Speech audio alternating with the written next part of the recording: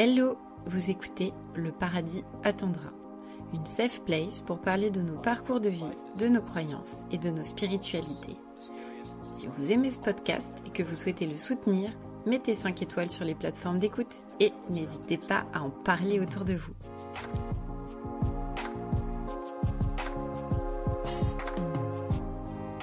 Aujourd'hui, je vous emmène dans un épisode spécial où l'on court un échange passionnant avec Bruno Poncet, survivant de l'attaque du Bataclan du 13 novembre 2015. Il est aussi l'auteur de l'ouvrage La joie comme vengeance, coécrit avec Anthony Verdeau-Bellaval. J'ai choisi de diffuser la quasi-intégralité de cet échange, car certains mots m'ont paru essentiels à partager avec vous. L'occasion aussi de découvrir un peu plus les coulisses du paradis attendra. Bonne écoute.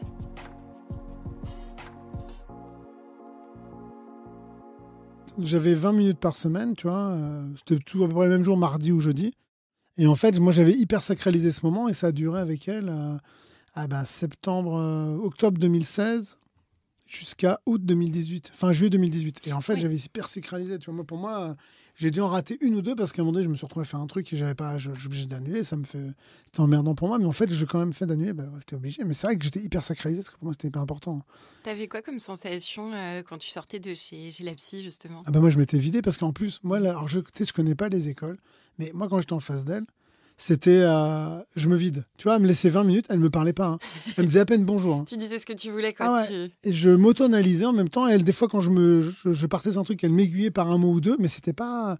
Et tu vois, c'était moi ce qu'il me fallait parce que ma première psy était très gentille, mais elle avait trop d'empathie avec moi. Et moi, je sentais un peu trop ce truc-là et ça me gênait. Okay. Alors que là, cette psy-là, elle était assez froide, mais c'est dans son mode de fonctionnement, ça m'allait très bien. Tu sais, des fois, elle me disait bonjour, juste un coup d'œil comme ça. Tu vois. Et puis, au bout de 20 minutes, elle me regardait, elle me dit c'est fini, on se revoit la semaine prochaine. Ok. Et c'était carré comme ça. Et moi, ça m'allait très bien. Ouais, ok, c'est marrant, c'est intéressant parce que ça veut dire que vraiment, encore une fois, c'est ce qu'on dit souvent, mais la relation avec le psy, c'est une rencontre avant toute chose, quoi. C'est de pouvoir te sentir bien, toi, dans ton confort avec cette personne, quoi. Moi, je sais que 20 minutes, c'était bien. Moi, je lâchais tout. Hein. Ouais. Je ressortais, j'étais usé. Tu vois, en plus, comme c'était à l'hôpital Tenon, et que moi, j'avais besoin de marcher après le Bataclan, j'ai beaucoup marché. En fait, après, je passais de l'hôpital Tenon, j'allais à pied jusqu'à Place de la République, ou même des fois jusqu'à Châtelet. Mais au moins, je marchais beaucoup, donc après, ça me vidait. Mais des fois, j'avais plus de force. Hein. Ouais. Je sortais de chez la psy, des fois, j'étais là, j'étais vidé. Hein. J'étais là, tu te dis, mais c'était cool. Vraiment, ça a été des moments où ça m'a fait un bien fou, en fait. Hein. Ouais, ça fait du bien de sentir que ta parole, elle est accueillie et presque qu'elle est gardée quelque part, quoi. Ouais, puis en plus... En fait, après, ça m'est arrivé aussi pareil quand j'ai témoigné au procès. À un moment donné, tu as ce truc-là en toi et tu ne sais pas quoi en faire. Que ce soit des ressentiments, des ressentis, des choses que tu as en toi. Et donc, tu as besoin de le sortir. Ouais. Moi, quand j'ai témoigné au procès, tu vois, on dit déposer à la barre. Mais moi, c'est vrai que j'ai déposé un truc. Parce qu'à la fin du procès, tu vois, je me suis senti beaucoup plus léger. D'accord. Et d'ailleurs, moi, j'ai perdu... à 15 à 16 kilos, très peu de temps après le procès, en fait. Ah, c'est fou. Pendant des années, j'ai stagné, je me suis fait opérer, j'ai monté à plus de 160 kilos. Okay, en 2010, je me suis fait opérer, ça fait 14 ans. Et pendant des années, j'ai stagné un peu entre 120, 125, tu vois. À la fin du procès, je suis à 122, 123. Peu de temps après, je redescends très vite à 110, 108, 107, tu vois. Ah ouais, c'est ouais, et c'est à la fin du procès que ça s'est fait. Et j'ai pas changé mes habitudes, en fait. Hein. Comme si tu avais libéré quelque chose, quoi. J'avais besoin de libérer ce poids-là. Après le procès, j'ai eu une période de flottement où, à un moment donné, j'ai un peu tout envoyé en l'air. Je me suis séparé un peu de ma compagne pendant quelques mois. Enfin, ça a été compliqué, quoi. Ouais, parce que j'étais retourné quand même loin. Enfin, c'est-à-dire que, tu sais... Moi, pendant toutes ces années, juste au procès, je me suis un peu isolé de tout. Pendant presque 6 ans, j'avais rien lu, j'avais rien regardé. Enfin, j'essayais un peu de m'isoler de tout ça. Et quand tu vois, moi, j'étais au procès quasiment tous les jours. Je me suis replongé dedans, quoi. Donc, il a fallu que je ressorte de l'enfer une deuxième fois. Et là, j'ai pas pris de psy, j'ai rien pris. J'étais tout seul. Et c'était un peu long, mais bon. Tu m'étonnes. Mais à la fin, je me suis senti, tu vois, depuis un an et demi, depuis début 2023, je me sens nettement mieux, tu vois. C'est cool. Ouais. C'est un truc d'espoir aussi, quoi. Ça montre quand même les pires trucs, parce que honnêtement, on va y revenir évidemment, mais ce que tu as vécu pour tout le monde, ça s'apparente à l'idée de l'enfer, en fait, vraiment. Ouais. Mais moi, perso, je trouve que l'enfer, ce serait plutôt de soigner une maladie, tu vois. Ah ouais. Okay. Ouais, vraiment. Moi, tu vois, et comme tu l'as dit tout à l'heure, c'est vrai, il y a toujours pire que nous, en fait. Il y a toujours pire, ça c'est sûr.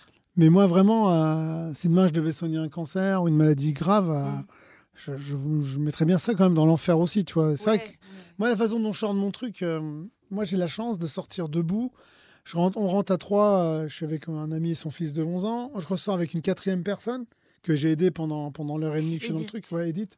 Et donc, en fait, tu vois, pour moi, c'est positif. Tu vois. L'après est positif. J'ai pas le droit de me plaindre. Je me dis que moi, toujours aujourd'hui, j'ai pas le droit de me plaindre. Moi, j'ai pas de blessure physique. J'ai perdu personne. Enfin, vraiment, pour moi. T'as quand même des blessures mentales. Ah oui, bien sûr. T'as un post-trauma, justement, dont tu parles dans ton ouvrage et tout.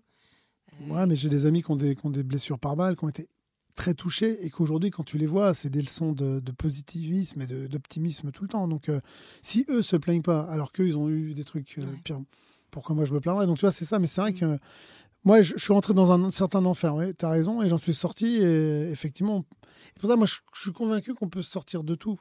Mais bon, des fois, la maladie, malheureusement, nous rattrape et c'est plus dur. Mais réellement, ouais, j'ai l'impression des fois qu'on peut sortir de tout. Et je dis pas que j'en suis l'exemple, mais pour moi, ouais, effectivement. Disons qu'en tout cas, tu montres une histoire, tu racontes une histoire où, malgré justement un moment d'enfer total, peu importe la durée, finalement, c'est 1h30, hein, t'expliques. Ouais. Finalement, sortir de ça, c'est possible un jour. Et rien que ça, quand même, de le savoir, même si tu es au début de ton cheminement, en fait, c'est déjà une petite lueur au fond. Tu te dis, bon, il y a peut-être moyen, quand même, tu vois, de tirer de ça. Quoi. Et je sais que mes amis, alors j'ai des amis qui étaient dedans, qui n'ont pas voulu le lire, le livre. D'autres l'ont lu, et certains, c'est un peu ce qu'ils m'ont dit, tu vois, quand ils m'en parlent, et avec beaucoup de pudeur, c'est très rare qu'ils m'en parlent. Ouais. Et en fait, ils me disent tous un peu la même chose. Ils disent, tu vois, ouais, bah, au moins, il y a de la lumière au bout, tu vois, et pour tout le monde. Moi, ce qui m'a beaucoup marqué après, quand on a écrit le livre, c'est que j'ai des amis, mais pas que, même des gens qui m'ont après contacté sur les réseaux, mais j'ai des amis très proches qui avaient vécu un cancer, dont une amie très proche, que je vois moins, mais que je vois quand même de temps en temps, qui me dit, écoute, ça a résonné en moi parce que la sortie de son cancer et tout, elle me dit, ça a résonné en moi, en fait, ce chemin vers la lumière, vers la joie et tout. Et je me dis, tu vois, quand elle m'a écrit ça, et c'était une de mes premières lectrices, en fait, très très rapidement, elle m'a écrit ça, je me suis dit, ouais, au moins on a réussi, quoi. Tu parles justement de ces moments où je crois que tu as une expression qui est intéressante, où tu parles de comment les assauts un peu de la dépression, du mal-être, attaquent ta personnalité, je crois, où tu percutes, tu dis quelque chose comme ça. Comme si, en fait, finalement, notre personnalité, elle tenait pas forcément à grand-chose. Non. Et qu'un événement, en fait, remet en cause beaucoup de choses de nous-mêmes aussi, quoi. Ouais, c'est ça. Et puis en plus, il y a aussi, moi, dans mon histoire, l'absence de sommeil. Et ça rend dingue, en fait. En fait, tu vois, et tout le monde. Hein. C'est-à-dire que quand quelqu'un te dit qu'il est insomniaque et tout, tu sens qu'il a une personnalité qui est différente que s'il dormait bien et s'il était reposé. Après, tu as des gens qui ne dorment pas, qui n'ont pas besoin de dormir. Je ne sais pas comment ils font. Je ne sais pas comment ils font. Ah, moi non plus, mais le manque de sommeil, ça, c'est vrai que ça rend fou. Moi, ça m'a torturé, en fait. Hein. Parce qu'après, la journée, il faut tenir, donc tu tiens comme tu peux. Ouais. Mais la nuit, c'est dur. Hein, parce qu'à la fin, moi, j'ai vécu des périodes sans beaucoup dormir. Encore maintenant, tu vois, j'ai encore des périodes où je ne dors pas bien, en fait. Hein, parce que mon sommeil, il est toujours haché. Enfin, j'ai des périodes plus dures que d'autres, mais c'est pas grave. Ouais. Mais ouais, le manque de sommeil te rend dingue. Donc ça, plus après, le fait que tes nuits, moi, mes nuits étaient dures, mes nuits étaient très noires. C'est-à-dire qu'à un moment donné, alors, j'ai pas pensé me suicider. Mais à des moments, je me demandais comment j'allais sortir cette noirceur qui était en moi, qui était dans ma tête. Et j'ai l'impression des fois qu'il fallait que je me fasse un trou dans la tête pour que ça sorte. Et donc, je me demandais si des fois, ça abrégerait pas mes souffrances. Tu vois. Tu te dis, moi, en plus, on habitait au 7e, je crois.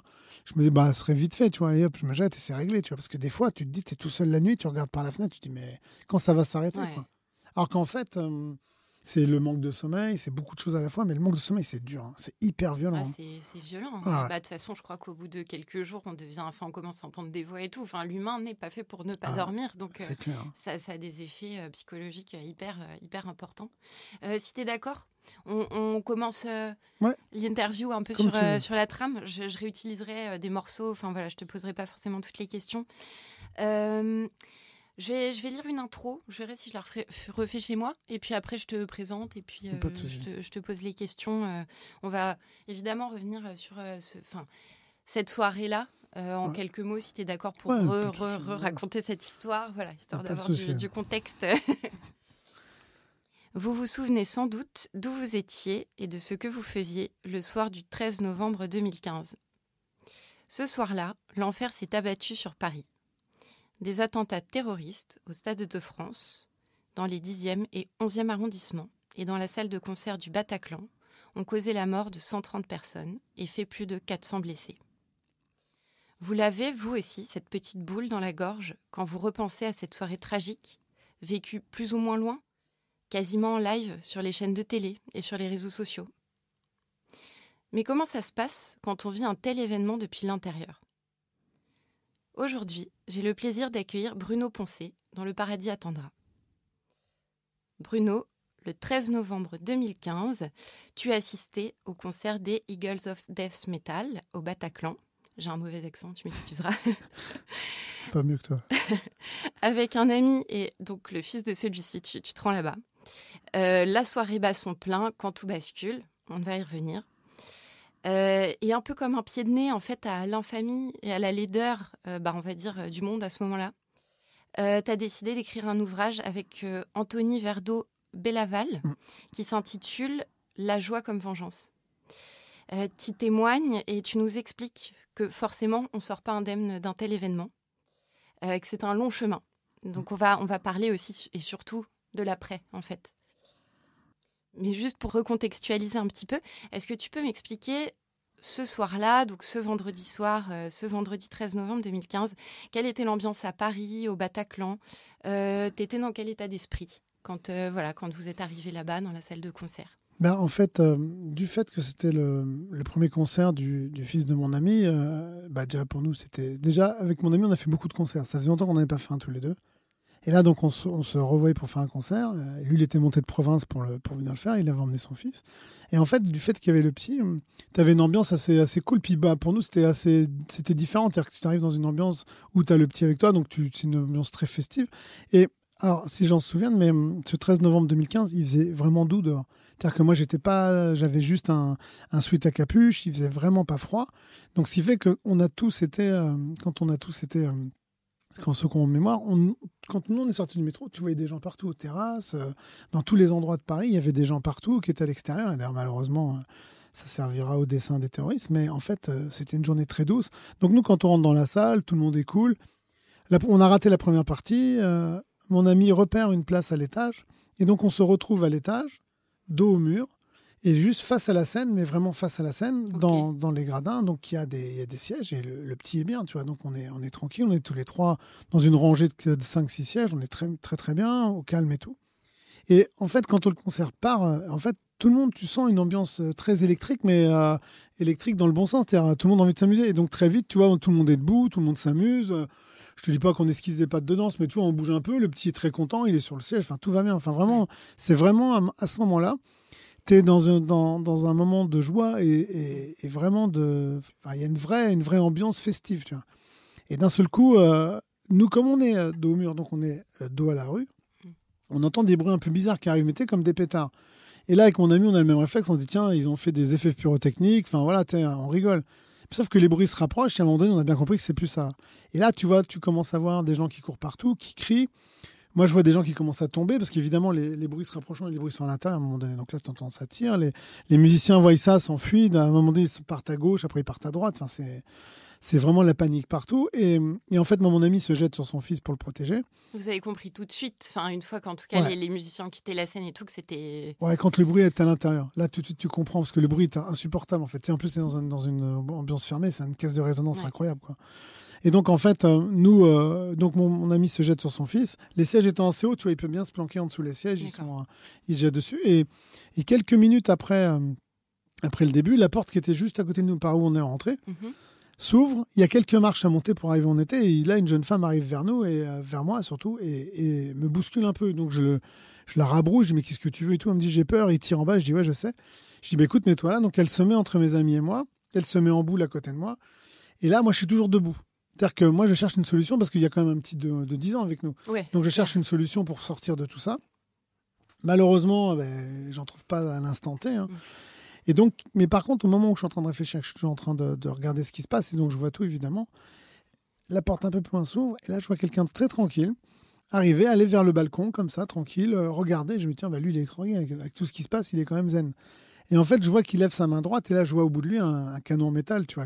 Il est pas très loin de moi, en fait. Je sais même pas s'il a 7-8 mètres, tu vois. Toi, t'étais sous le... Non, je suis toujours debout. Je suis toujours debout, okay. Debout, et je vois bien comment il arrive et tout. Okay. Et là, à ce moment-là, quand je vois qu'il lève son arme, là, je me baisse. Et en me baissant, je continue à regarder, mais tu vois, j'ai juste le haut de la tête qui dépasse. Mais comme on est dans un renfoncement, je me dis, pour nous voir, il faut quand même nous chercher. Et peut-être que lui, d'où il est, ne nous va pas très bien. Enfin, en tout cas, je suis encore un peu visible. Mais là, quand il tire vers le bas et que tu sens qu'il veut tirer partout, Là, je me baisse. Et donc, je me mets dos à Edith sur les coudes et en me disant, s'il nous tire dessus, au moins, je pourrais protéger cette femme, quoi. Parce que je vois bien qu'elle est plus jeune que moi. T'as demandé, tu vois, tu as cette espèce de réflexe de te dire, au moins, tu vois, je vais faire un peu barrage. En plus, mes amis sont derrière. Et en fait, ça dure comme ça quelques minutes. Moi, j'apprendrai pendant le procès, parce que la notion du temps, tu la perds un peu. Mais en fait, j'apprendrai pendant le procès qu'il ne tire en tout l'attentat en lui-même. Il doit durer 10-12 minutes. Okay. Il n'y a que 10-12 minutes de tir, en fait. Et pour nous, c'est l'impression que c'était une éternité, beaucoup plus long que ça. Ah ouais, tu m'étonnes. Ah ouais. J'imagine que ça devait paraître des heures. Ah ouais, franchement, ouais. Quand après on sort, il est de la salle 23h15, 23h30, donc ça fait 1h30, 1h45 que ça a commencé, l'attentat. En fait, moi, j'avais l'impression que ça avait duré des heures, quoi. Et en fait, non, ça n'a pas duré très longtemps. Dans le procès, j'apprendrais vraiment le timing, et là, je me dis, ah ouais, quand même. C'était pas ce qui t'avait semblé, en tout cas, ce qui a été rapporté dans le procès. Tu t'es dit que toi, en tout cas, ta perception du temps était complètement différente. Ouais, vraiment. Et en fait, tu vois, au bout de 10 minutes, un quart d'heure, on entend un échange de tirs. On comprend pas tout, tu vois. On se dit, tiens, des policiers ou quelqu'un d'autre. Et en fait, nous, moi, je suis assis au sol. À l'époque, je fais 125 kilos, donc tu vois, je tiens quand même debout. Et à un moment donné, moi, je suis dos à Edith et mon ami et son fils sont juste derrière nous. Et on est tous les quatre soufflés par une explosion. Mais vraiment, c'est-à-dire que ça explose. On pense que ça explose, vers la Seine, tu vois. On ne sait pas où exactement à ce moment-là. Mais nous, on est soufflés. C'est-à-dire que moi, ils arrivent à me bouger. C'est-à-dire que moi, le souffle me bouge alors que je suis en dessous les sièges et tout, assez loin. Et donc, à ce moment-là, ça dérouille un peu le truc. Mon ami en profite de ce bruit, et puis tu sais, t'as un peu de la fumée partout, de ce bruit-là. Il s'échappe avec son fils, il rampe, il s'échappe. Il me dit, venez. Sauf que la jeune femme, Edith, me dit, je peux pas bouger, j'écoute, je reste avec toi. Et donc, dans ce cas-là, nous, on va rester là. Elle peut pas bouger parce que trop... Elle est tétanisée. Ouais, tu m'étonnes. De peur, en fait. Ouais, c'est ça, elle est tétanisée de peur, et puis là, elle n'arrive pas à bouger. Tu vois. Et donc, mon ami et son fils s'en vont. Ils s'en vont derrière. Moi, je ne sais pas où ils vont. Mais comme j'ai pas entendu pendant l'heure et demie qu'on est là, j'entends pas de tir derrière moi. Je suis convaincu, et j'espère en tout cas, qu'il n'aurait rien arrivé. Dans ma tête, il n'aurait rien arrivé. Et donc, en fait, tu vois, nous, on reste comme ça pendant plus d'1 heure avec Edith. Okay. Et pendant 1 heure, tu vois, parce que peu de temps après l'explosion, les terroristes sont un peu désarçonnés, donc ils vont prendre des gens en otage et ils vont partir dans une... Alors, j'apprendrai après. Moi, je pensais qu'ils étaient redescendus parce que je les entendais parler, mais un peu plus loin. Ouais. Mais sur le côté, en tout cas, sur notre gauche à nous, on entend qu'ils sont là et ils ont pris des gens en otage. D'ailleurs, on les entend parler aux gens. À un moment donné, ils sont vraiment à côté. Et nous, pendant 7h15 et 7h30 avec Edith, on va être là et on va entendre. En fait, comme les mecs ont pris des gens en otage, donc la police, les pompiers commencent quand même à rentrer au fur et à mesure. Et on sait que les gens en bas voient les policiers et les pompiers rentrer. Donc ils n'arrêtent pas de crier, de dire dépêchez-vous, il meurt dans mes bras et tout, parce que nous, avec Edith, on entend des gens gémir, souffrir, et malheureusement, des fois, ça s'arrête, tu vois. Atroce. Ouais, c'est ça, ça a été ça, pour moi, c'était le moment le plus dur, parce que t'es là, t'es à côté de gens qui meurent et tu peux rien faire. Donc, tu es témoin de ça, tu es à côté d'eux et tu peux rien faire. Peut-être que tu te dis que si tu étais à côté d'eux, tu aurais pu faire quelque chose. Donc, tu vois, c'est prenant, tu vois, parce que quand notre humanité ne peut pas, nous laisse pas laisser les gens, enfin, tu vois, non-assistance à personne en danger. On a un instinct quand même de protection des autres, de défense, d'aider les plus faibles, les plus fragiles. Les Surtout humains, quand quelqu'un se plaint, tu vois, qui souffre, bien sûr. Tu te dis comment tu fais. Donc, ça a été vraiment pesant. Au bout d'1 heure et demie, à peu près, la porte par où moi je suis rentré avec Edith, enfin qu'Edith est aussi rentrée par là, que moi je suis rentré avec mon ami son fils, s'ouvre aussi. Et là, il y a un faisceau lumineux qui entre. Et tu sais pas qui c'est. Hein. Là, vraiment, à ce moment-là, on ne sait pas du tout qui c'est. Et j'entends, il y a du monde ici. Et il y a 2 personnes qui étaient quelques rangées devant nous, mais nous, on pensait qu'on était tout seuls. Hein. On pensait que tout le monde s'était enfui de là. Okay. Il y avait quand même 2 personnes qui étaient là, qui étaient cachées comme nous sous les sièges, qui se lèvent, qui disent on est là, et là, on entend lève tes bras, lève tes habits, que je vois ici, t'as rien et tout. Et là, donc, on pense que c'est la police. Donc, je lui ai dit, c'est bon, c'est les flics. Je lui dis, écoute, on y va. Donc là, après, ils viennent vers nous. Et là, tu vois le faisceau lumineux sur toi, t'es braqué. Hein. Ouais. Ils se méfient, ils voient pas, ils savent pas qui est qui. Toi, déjà, quand tu viens de subir le truc, t'es comme ça en face d'eux, tu sais pas trop. Donc là, ils nous font enlever. Moi, j'ai dit de prendre les affaires, on y va. Et donc, on sort. On va dans le couloir par où on est monté. Et donc là, t'as les marches, parce qu'en fait, il n'y avait pas d'issue de secours, t'as les marches. Et là, tu vois, t'as les marches et tu vois des douilles partout et tu vois une mare de sang en bas. Tu vois. Là, d'un seul coup, tu vois concrètement ce que tu as entendu pendant 1 heure et demie, ce que j'avais vu de loin et tout. Et donc là, et après, tu as des gens qui sortent un peu derrière nous des toilettes. Et là, je vois mon ami qui revient avec son fils. Ce qui fait qu'à un moment donné, dans ce couloir, avant de sortir, on est une petite dizaine. Tu vois. Et donc, ils nous disent, restez là, asseyez-vous. Donc là, non, tu restes debout. Tu vois, c'est un peu ordre contradictoire. Tu te mets bon. Là, Ils étaient un peu en stress aussi, ouais. j'imagine. Ils nous demandent où ils sont. Il me dit, tu sais où ils sont? Je dis, écoute, moi, je pense qu'ils sont en bas, mais en tout cas, sur le côté gauche, face à nous, tu vois. Et en fait, non, ils étaient au même étage. En tout cas, ils vont vite le découvrir. Et donc, nous, à ce moment-là, ils me disent, bon, écoute, on va descendre. Donc, moi, je me retrouve derrière le bouclier avec le petit dans mes bras. Donc, il est devant moi, je le tiens, je lui mets sa capuche sur la tête pour pas qu'il voie. Parce qu'effectivement, on sait ce qu'on va découvrir, en fait. Image traumatisante aussi, j'imagine. Puis on se dit pour le petit, voilà. Et moi, je le guide pour éviter qu'il marche dans des trucs. J'y arriverai pas. En fait, tu vois, aujourd'hui, on en a parlé un jour ensemble avec le petit et il m'a dit, j'ai marché sur des trucs bizarres. Je dis, ouais, je sais. J'ai essayé, mais j'ai pas pu, sinon il fallait que je le porte, tu vois. Et donc, on descend les marches et en fait, quand on descend, les policiers disent surtout, vous regardez pas. Sauf qu'il dit, témoin, nous, pendant 1h30, on les a entendus. Donc, on se dit, est-ce qu'il y a quelqu'un qui a besoin d'aide, tu vois? Parce qu'à un moment donné, les policiers disent, ceux qui peuvent bouger, se lèvent et personne ne se lève. En fait, il y a 3-4 personnes qui viennent de derrière le bar, qui étaient cachées dans le bar, qui viennent avec nous. Mais c'est tout. Et donc, on sort. Et en sortant, évidemment, il faut que tu enjambes les corps. Enfin, tu essaies de sortir. Et moi, je suis avec le petit, j'essaie de le guider. Ouais. Donc, les policiers nous font arrêter dans le hall, vite fait. Après, ils nous sortent. Ils nous mettent dans une laverie qui est juste à côté. Et dans cette laverie, là, tu souffles d'un seul coup. Là, tu souffles. Là. Et donc, j'appelle vite fait ma compagne pour dire que tout va bien. Parce qu'elle m'avait envoyé un message à 22h45 en me demandant si ça va. Mais pas dans le sens où il y avait l'attentat. Pour elle, elle ne le savait pas à ce moment-là. Et moi, sentant qu'elle ne le sait pas, je réponds, ça va, je suis vivant. Et au départ, c'était le titre du bouquin. J'avais dit, je vais écrire ça. Ça va, je suis vivant. Ouais. Ça va, je suis vivant. En fait, tu vois... ça a dû la mettre en panique. En fait, quand je dis ça, elle ne le sait pas. Parce que quand je dis je suis vivant, c'était genre je suis vivant, je m'amuse, tu vois. Oui, ça peut être une blague aussi, voilà. en vrai. Voilà, c'est ça. Ouais. Sauf que quelques minutes après, il y a une de ses collègues de travail qui n'arrête pas de l'appeler. Et elle est au téléphone avec sa sœur. À ce moment-là, ma compagne, elle restait peut-être 1h30, 2 heures au téléphone avec sa sœur. Et là, sa collègue de travail l'appelle. Et là, ma compagne la prend et lui dit, il se passe un truc au Bataclan. Et là, ma compagne se met sur BFM. Et là, d'un seul coup, tout lui saute à la gueule, tu vois. D'un seul coup, elle prend tout. Et donc là, la panique, elle m'appelle, mais moi, je ne réponds pas, évidemment. Ouais. Et donc, je réponds que quand je suis dans la laverie. Je l'appelle, je dis voilà, ouais, ça va, t'inquiète, on est tous les trois en forme, machin, t'inquiète, tout va bien. Donc là, on sort, ils nous refont pas sortir dans le coin de la rue Oberkampf et du boulevard Voltaire. D'accord. Là, ils nous disent d'attendre là, donc on attend là, et après, ils nous prennent et ils nous font rentrer dans un bar. Et là, dans le bar, tu vois, donc on est tous là, on se retrouve plein de gens.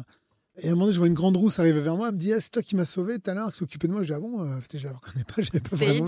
C'était Edith qui vient me voir. Tu vois. Elle me dit j'écoute. Elle me dit tu m'as sauvé. Je dis non, mais toi aussi tu m'as sauvé la vie. Et elle s'en va. Et je la reverrai plus avant quelques jours.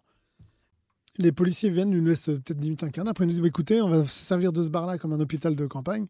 Donc on va vous mettre ailleurs. Et donc nous, ils nous font sortir, ils nous font rentrer juste en face dans une hall d'immeuble, dans une cour d'immeuble. Sauf que quand on rentre, il y a une policière qui nous dit surtout, vous restez pas au milieu parce qu'on ne sait pas où ils sont. Donc là, tu vois, c'est un peu de stress. Et il y a le petit quand même. Et quand même, les habitants sont très gentils. En fait, ils ouvrent la porte et le petit peut rentrer avec d'autres personnes. Ils se mettent dans les marches et ils attendent là, tu vois, au chaud. Et moi, je reste dehors. Et en fait, t'as des gens qui ont mis une table, qui ont mis des gâteaux, des jus d'orange et tout. Enfin voilà, tu vois, une vraie solidarité qui s'organise. Cool. Vraiment, mais ça trône espoir en l'humanité. Oui, en fait, c'est ça. Ouais, vraiment. Et donc, là, t'as plein de gens qui sont en panique. Moi, j'étais avec une femme qui m'a demandé mon téléphone parce qu'elle n'arrivait pas à joindre son mari. Elle avait perdu son téléphone dans le truc. J'ai donné mon téléphone. Elle a appelé son mari peut-être 80 fois, en fait. Mais en même temps, à sa place, qui n'aurait pas fait. Exactement, tu vois, son mari était à l'intérieur, elle sait pas où il était et tout. Et cette femme-là, moi, je la reverrai un an après, toute seule avec ses enfants, en fait. Ah, c'est horrible. Ouais. Donc là, tu vois, l'image m'a percuté, on s'est croisés, on s'est souri, mais là, moi, j'ai pas envie de soi quand je l'ai vu, tu vois. Je me dis, ah ouais, ok. Et puis, tu vois, il est minuit 15, et j'entends des explosions à côté. Ma femme me dit, oui, ils sont en train de donner l'assaut. Mais juste avant, elle m'a dit qu'il y avait d'autres attentats dans Paris. Et quand je dis ça à tout le monde autour, je dis, il y a d'autres attentats. Tout de suite, on est tous morts, quoi.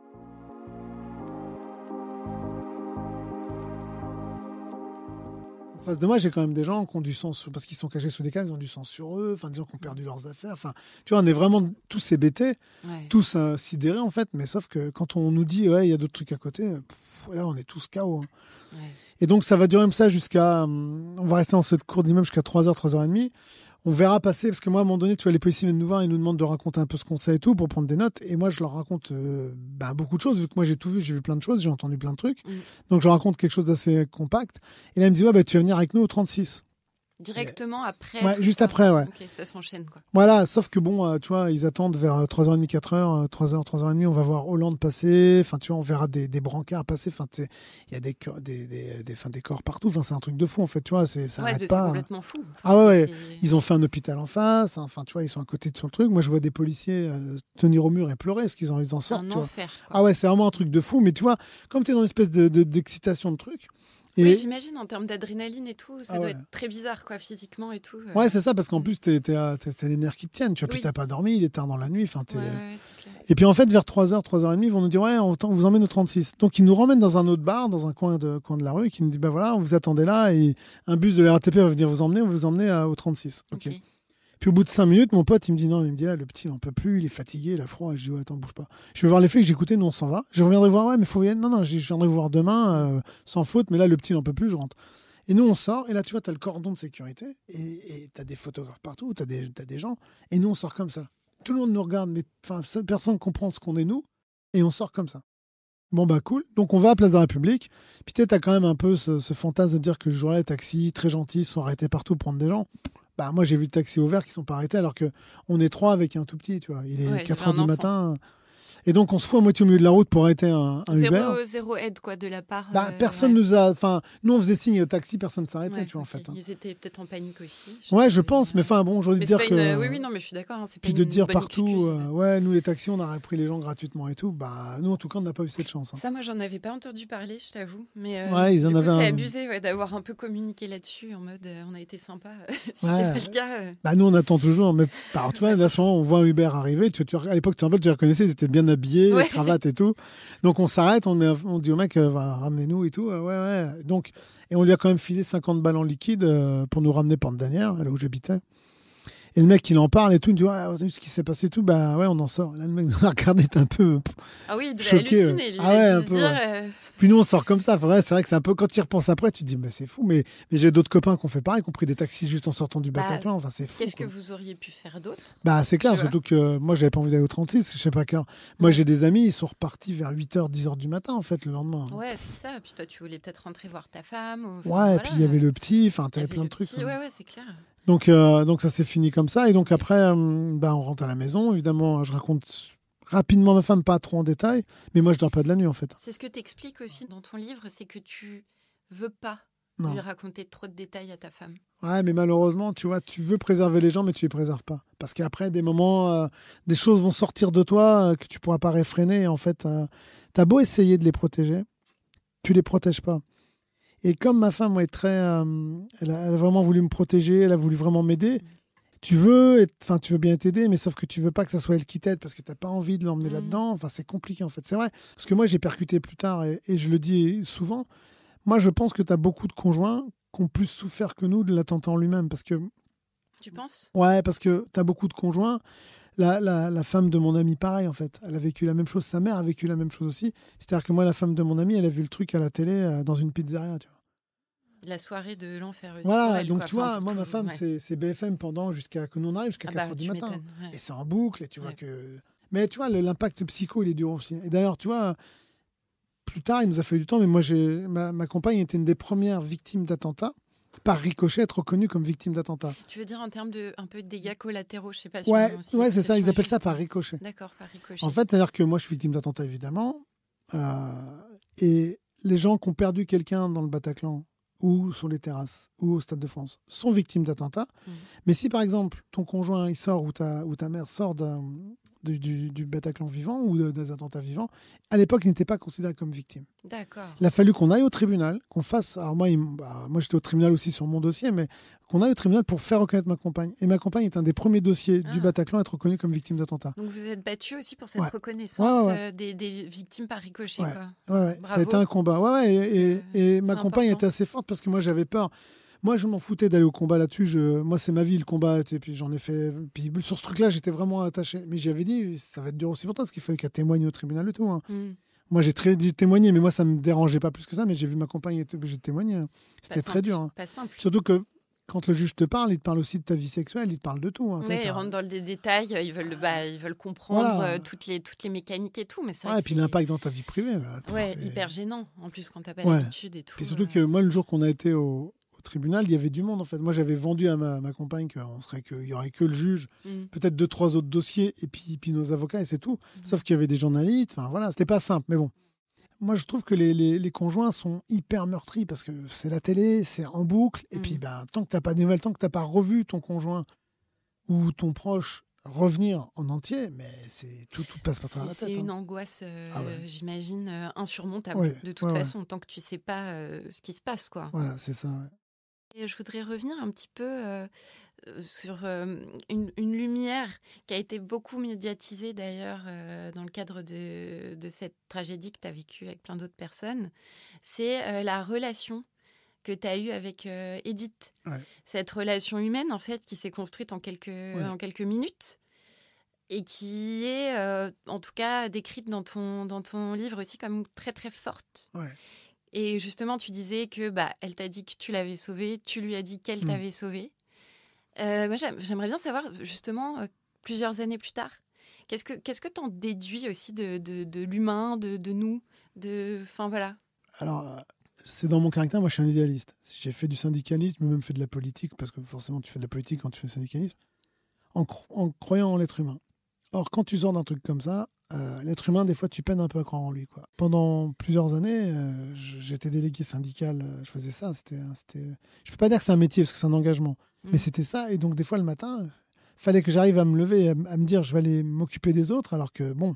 Suite justement aux attentats et tout ça, ta reconstruction, tu as décidé de te lancer dans le syndicalisme. Ouais, c'est ça, il y a une opportunité. Alors, moi, j'étais déjà délégué syndical avant, mais à côté de mon travail. C'est-à-dire que tu travailles et en même temps, tu participes à des réunions, tu t'occupes un peu de ça, mais c'était vraiment en plus de mon travail. Là, d'un seul coup, je ne fais que ça pendant plus de 6 ans. Et moi, ça m'a sauvé la vie. La relation avec Edith est très forte, elle est assez construite. Avec Edith, on avait peur, tu vois, qu'on devienne amis que parce qu'il y avait ce lien de l'attentat. C'est-à-dire qu'on s'est sauvés mutuellement, même si elle a peine à l'entendre, mais en fait, on s'est sauvés mutuellement, donc d'un seul coup, tu crois que le lien doit se construire automatiquement. Or, nous, on a pris notre temps un peu, on s'est construit un lien d'amitié, on est devenus amis, parce que je pense qu'avec Edith, on serait devenus amis si on s'était rencontrés dans d'autres occasions. Oui, il y a ça aussi. Ouais. Et en fait, c'était ça un peu. Et aujourd'hui, tu vois, Edith, j'ai moins de nouvelles.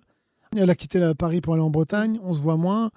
J'aurais voulu, parce que je dois me marier au mois d'octobre, j'aurais voulu qu'elle soit mon témoin, mais elle m'a pas répondu, tu vois, parce que je pense que dans sa vie, ça s'est compliqué pour plein de raisons. D'accord. Ouais. Mais j'en tiens aucune rigueur.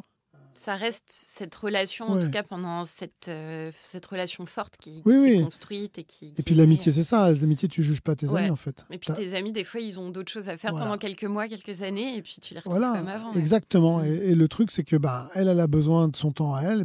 Mais pendant toutes ces années, on s'est soutenus, on était là l'un pour l'autre. On a passé le procès un petit peu chacun de son côté parce qu'on ne le vivait pas de la même façon. Elle habitait en province, donc elle venait que de temps en temps à Paris. Donc quand elle venait pour le procès, elle était focus sur le procès. Moi, j'y allais un peu tous les jours. Donc des fois, quand ça me saoulait à 4h ou 5h d'après-midi, je me barrais. J'en avais déjà assez entendu ou c'est vu. Donc tu vois. Mais voilà. Mais ce lien est indéfectible en fait. Et moi, si demain elle m'appelle en pleine nuit, ce qu'elle a besoin de moi, je serai là. Tu seras là. Ouais, et toujours. Toi, si tu as une galère, elle sera là aussi. Je pense, ouais. Et parce que c'est comme ça en fait. Mais le fait est que cette chance d'avoir... C'est une chance d'avoir pu avoir quelqu'un à qui m'occuper et à qui me focaliser pendant l'attentat, pendant cette heure et demie où on était par terre, a fait qu'à un moment donné, j'ai moins cogité sur mon propre cas et sur ce qui se passait. Je me pense à elle, je dis bon, faut qu'on en sorte tous les deux de vivants. Mon ami et son fils sont pas loin, j'espère que tout va bien se passer pour eux. Mais tu vois, j'avais elle derrière moi, je dis il faut vraiment qu'elle est enceinte, surtout qu'elle vient de me dire qu'elle avait une petite fille. Enfin, tu vois, tu te dis bon, à un moment donné, il faut qu'on en sorte tous les deux bien, tu vois. Et en fait, ça m'a permis de me focaliser sur elle. C'est en ça qu'elle m'a sauvé la vie. C'est-à-dire qu'elle est là, donc moi, j'ai pas de gestes inconsidérés. Tu sais, à un moment donné, tu peux très bien dans la panique, te lever, te sauver, te barrer. Puis moi, en plus, la lumière s'est rallumée parce que quand tu tapes sur l'alarme, les lumières s'allument. Et moi, j'ai un t-shirt blanc ce jour-là. Je te dis pas la cible quand tu as de la lumière comme ça. Quand tu fais 55 kilos avec un t-shirt blanc, je peux te garantir, tu es une belle cible. Et donc, tu vois... c'est pas drôle, pardon. Non, mais c'est drôle quand même. Moi, ça me fait rire, en fait, de me dire, oh là. Et en fait, tu vois... d'avoir eu cette jeune femme avec moi m'a permis vraiment de me concentrer sur elle. Et puis, en fait, on s'en est sortis tous les deux. Donc, pour moi, elle me sauve la vie comme ça. De pas devenir fou avec la conscience pleine de ce qui est en train de t'arriver, en fait. Ouais, c'est ça. Même, hein. Parce qu'à un moment donné, quand t'es... Moi, j'ai parlé avec une fois avec un psy qui m'expliquait ça. En fait, tu vois, ce qui nous est arrivé, c'est à la hauteur d'un viol. C'est-à-dire qu'en fait... mais d'ailleurs, après, moi, pendant le temps, je supportais pas qu'on me touche. Je comprenais pas ça. Il m'explique, mais en fait, vous étiez dans un moment vous êtes là pour vous amuser. Ouais. Donc en fait, tu es dans une bulle d'amusement, de joie et tout, de vie normale. Et d'un seul coup, cette bulle, elle est brisée par de la violence. Mais une violence extrême. Mais comme un viol, c'est une violence extrême. Bien sûr. Et d'un seul coup, en fait, tu vois, tu te retrouves dans une situation où tu n'es pas prêt à supporter ça. Parce qu'on n'est pas prêt à subir une agression quelle qu'elle soit. Mais surtout, cette agression d'une telle violence, d'un tel niveau de violence. Ouais. Et donc, en fait, c'est vrai qu'après, il te faut du temps pour supporter ça, pour reconnaître ça. Et donc, en fait, c'est vrai que pour pas devenir fou, le fait de m'être concentré sur elle a fait que moi, j'ai pas pété un plomb, j'ai pas fait n'importe quoi. Ouais, t'es resté quand même focus sur quelqu'un. Ouais. Et ça m'a sauvé vraiment parce qu'en fait, ça m'a permis un peu de regarder une certaine raison. Peut-être que ça n'aurait pas été le cas, tu vois. Je sais qu'on des gens ont pété les plombs et ils en sont morts, en fait. Parce que, à un moment donné, le mec, quand il était à côté de nous, quand les deux étaient en haut et qu'ils tiraient sur les gens, les deux, il y en a un moment donné, dit, si tu ne bouges pas, je te tire pas dessus. Des fois, les gens inconsidérés bougeaient. Et là, ils tiraient. Pas en rafale, ils tiraient coup par coup. Et évidemment, on entendait bien qu'ils avaient touché leur cible, quoi. Tes réflexes premiers qui ne seraient pas forcément de rester calme parce que tu as peur, là, fait que moi avec Edith. Et donc, c'est pour ça que moi, je lui dois tout, en tout cas de cette soirée-là, et que c'est pour ça que la relation est très forte. Mais c'est vrai qu'aujourd'hui, notre relation elle est plus distante parce qu'il y a une distance physique, mais il y a aussi... on ne se reconstruise pas tous à la même vitesse, en fait. Bien sûr. Et moi, j'ai fait un cheminement qu'Edith est en train de faire et je lui souhaite j'ai des nouvelles par des amis communs et je lui souhaite d'aller mieux et j'espère qu'un jour, elle pourra reprendre une vie un peu plus... reprendre le cours de sa vie, en fait. Et là, pour l'instant, j'espère qu'elle s'occupe bien d'elle et que ça va aller mieux. Elle a une petite fille aujourd'hui qui grandit, qui devient de plus en plus grande et elle a des choses à faire de sa vie. Je suis bien content que ça avance, mais c'est vrai qu'en tout cas, ce lien est indéfectible, mais c'est vrai qu'il s'est créé avec du temps. Oui, bien sûr, d'accord, oui. En fait, ce que tu expliques, c'est que c'est pas juste le fait d'avoir été ensemble lors de cet attentat, c'est aussi tout ce que vous avez construit derrière et toute la solidarité que vous avez fait preuve l'un envers l'autre c'est ça, pour affronter justement les suites de tout ça. Ouais, puis moi, il y a une psy qui m'avait dit au téléphone, elle m'avait dit, vous savez, c'est pas parce que vous êtes rencontrés là que vos personnalités sont différentes. Si vous êtes un con avant, vous serez un con après, en fait. Et si vous entendez pas avant, c'est plutôt rassurant. Voilà, ça rassure bien sur l'être humain, tu vois. Mais elle me dit si vous entendez pas avec la personne, c'est pas ce lien-là, il va être fort quelque temps, puis à un moment donné, il va s'effilocher parce qu'en fait, si t'as pas de points communs, si t'as pas de goût commun, t'as pas de truc en commun, c'est réglé en fait. C'est la seule à qui je racontais tout en fait. Il y avait ma psy, il y avait elle, parce que moi j'ai ça en tête. Et c'était dur pour ma compagne, mais il y a quelqu'un qui pouvait me comprendre en fait. Parce que je me disais, elle a vécu la même chose que moi, au même moment, au même endroit.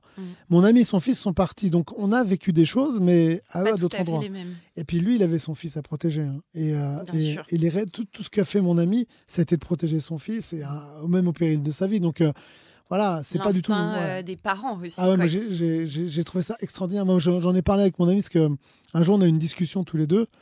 Et comme il avait bu un peu l'apéro, il s'est un peu lâché. Il me dit, mais tu m'en veux pas de t'avoir abandonné? Mais je dis, tu m'as pas abandonné, tu t'es occupé de ton fils. Enfin, il n'y avait pas de sujet. Moi, j'ai vu plonger sur son fils dès qu'il a compris ce qui se passait. Ah ouais, c'est incroyable. Et il y a beaucoup d'histoires comme ça qui sont rassurantes, que l'humanité prenne le dessus, tu vois. Complètement. Et moi, il y a eu beaucoup d'histoires de solidarité. C'est passé des choses incroyables, en fait. Hein. Et je trouve ça bien. Moi, c'est ça qui m'a redonné foi en l'humanité. Parce que je me suis dit, voilà, dans des moments les plus dégueulasses, il se passe des choses incroyables. Et des réflexes humains qui sont au-delà de tout le reste. Ouais. Je me dis, ah ouais, quand même. C'est vraiment ce que tu expliques, c'est ce qui permet en fait de tenir le coup, même face à une nouvelle comme ça, en fait, de savoir que l'humain, oui, ça peut être horrible et atroce, mais ça peut aussi être des très très belles choses et de la solidarité et de l'amour, en fait. Ouais, c'est ça. Ouais. Et non, mais effectivement, c'est une belle histoire, en tout cas, que tu as. C'est pour ça, nous, avec Anthony, on voulait raconter une belle histoire. On voulait pas de pathos. Moi, je veux pas qu'on me plaigne. Moi, je supporte pas les gens qui me plaignent. J'ai pas à être plaint. Moi, je suis. Tu dis que tu voulais pas qu'on te dise victime, en tout cas. C'était pas le mot que j'aimais. Moi, je voulais dire survivant. Ça me plaisait bien. Tu préfères survivant. Ouais, survivant, tu vois. Aujourd'hui, je peux accepter le mot victime parce que tu vois, j'en suis un peu sorti. Et puis, que je peux comprendre qu'on dise victime. Mais moi, dans ma tête, c'est survivant, tu vois. Et parce que survivant, ça veut dire qu'à un moment donné, tu es toujours vivant. Déjà, il y a le mot vivant dedans, mais surtout, tu en es sorti, tu vois. Et moi, je suis vraiment survivant parce que moi, je suis sorti du truc. Et puis je suis sorti debout, hein. Moi je le dis toujours, hein. Moi j'ai eu la chance de sortir debout. Hein. C'est-à-dire que moi tu me croisais dans la rue, tu savais pas d'où je venais, hein. J'avais aucune tache sur moi. Hein. J'avais du sang sous mes chaussures, ça c'est sûr. D'ailleurs j'ai jeté toutes mes fringues. Hein. T'as tout balancé, t'as plus rien gardé. Ouais, au début je les ai foutus dans un coin, et puis à un moment donné je dis ça sert à rien que je garde ça. Ouais. j'ai pas de fétichisme. Moi, je connais des gens qui ont gardé leur t-shirt et tout, et des personnes qui ont témoigné le jour du procès avec le t-shirt, parce que pour elles, c'était très fort, tu vois. Ouais. C'était vraiment... Je trouvais ça fort, parce que bon... mais moi, j'ai pas ce côté-là, tu vois. Je voulais un peu tu sais, quand je te l'ai dit, moi, pendant tout jusqu'au procès, je me suis intéressé à rien. Moi, c'était vraiment parce que je voulais pas affronter ça, en fait. Je voulais vraiment rester un peu protégé. Tu peux pas, de toute façon. T'avais peut-être besoin aussi de te faire de la place dans ta tête, en fait. Ouais. Enfin, tu pouvais peut-être pas plus en amasser que ce que t'avais vécu, quoi. Ouais, puis j'avais pas envie de revivre ça, en fait. Ouais. Moi, je voulais juste essayer de trouver ce chemin vers la lumière. Pour aller vers la lumière, il a fallu que je replonge dans le chaos, mais c'est pas grave, en fait. Ça a été dur, mais au moins, ça a permis de sortir. Et justement, à ce propos, dans ton livre, tu racontes ton chemin face au traumatisme et notamment les symptômes de ce qu'on appelle le stress post-traumatique. Et tu écris, justement, c'est cette petite phrase que je voulais relever, parce que j'aimerais bien que tu me l'expliques plus en détail. Tu expliques « Je flirtais avec les frontières de la schizophrénie, dont les assauts désintégrant ma personnalité à grands coups d'uppercut me faisaient perdre contact avec la réalité. » Est-ce que, en fait, suite à tout ça, tu as eu la sensation d'une perte d'identité ou de quelque chose d'analogue, enfin de... Qu'est-ce qui s'est passé, tu vois, dans la même période, peut-être pas dans la même journée, mais pas loin, j'avais envie qu'on me reconnaisse comme victime d'attentat. Je me serais fait tatouer, tu vois, Bataclan sur le front, je sais pas quoi, à un moment donné, parce que j'en avais marre, tu vois, qu'on me parle, que... Enfin, je voulais, à un moment donné, tu sais, que j'en ai marre... Que les gens prennent des précautions avec toi parce qu'ils auraient l'information que tu étais...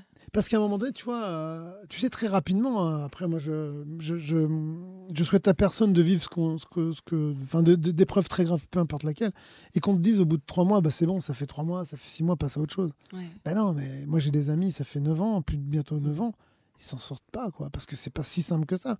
Donc, tu vois, quand tu es au bout de quelques mois, même peut-être une année ou deux, hein, moi, ça a été mieux à partir de 2018, en fait. Mais, donc 3 ans après. Ouais, à peu près, ouais. Ça a été mieux par là parce qu'il s'est passé plein de choses qui ont fait qu'à un moment donné, j'ai plus eu besoin de dire que j'étais au Bataclan. Les gens l'ont su. Okay. Via les médias, via plein de trucs. Et donc, ce qui fait que ça m'a un peu...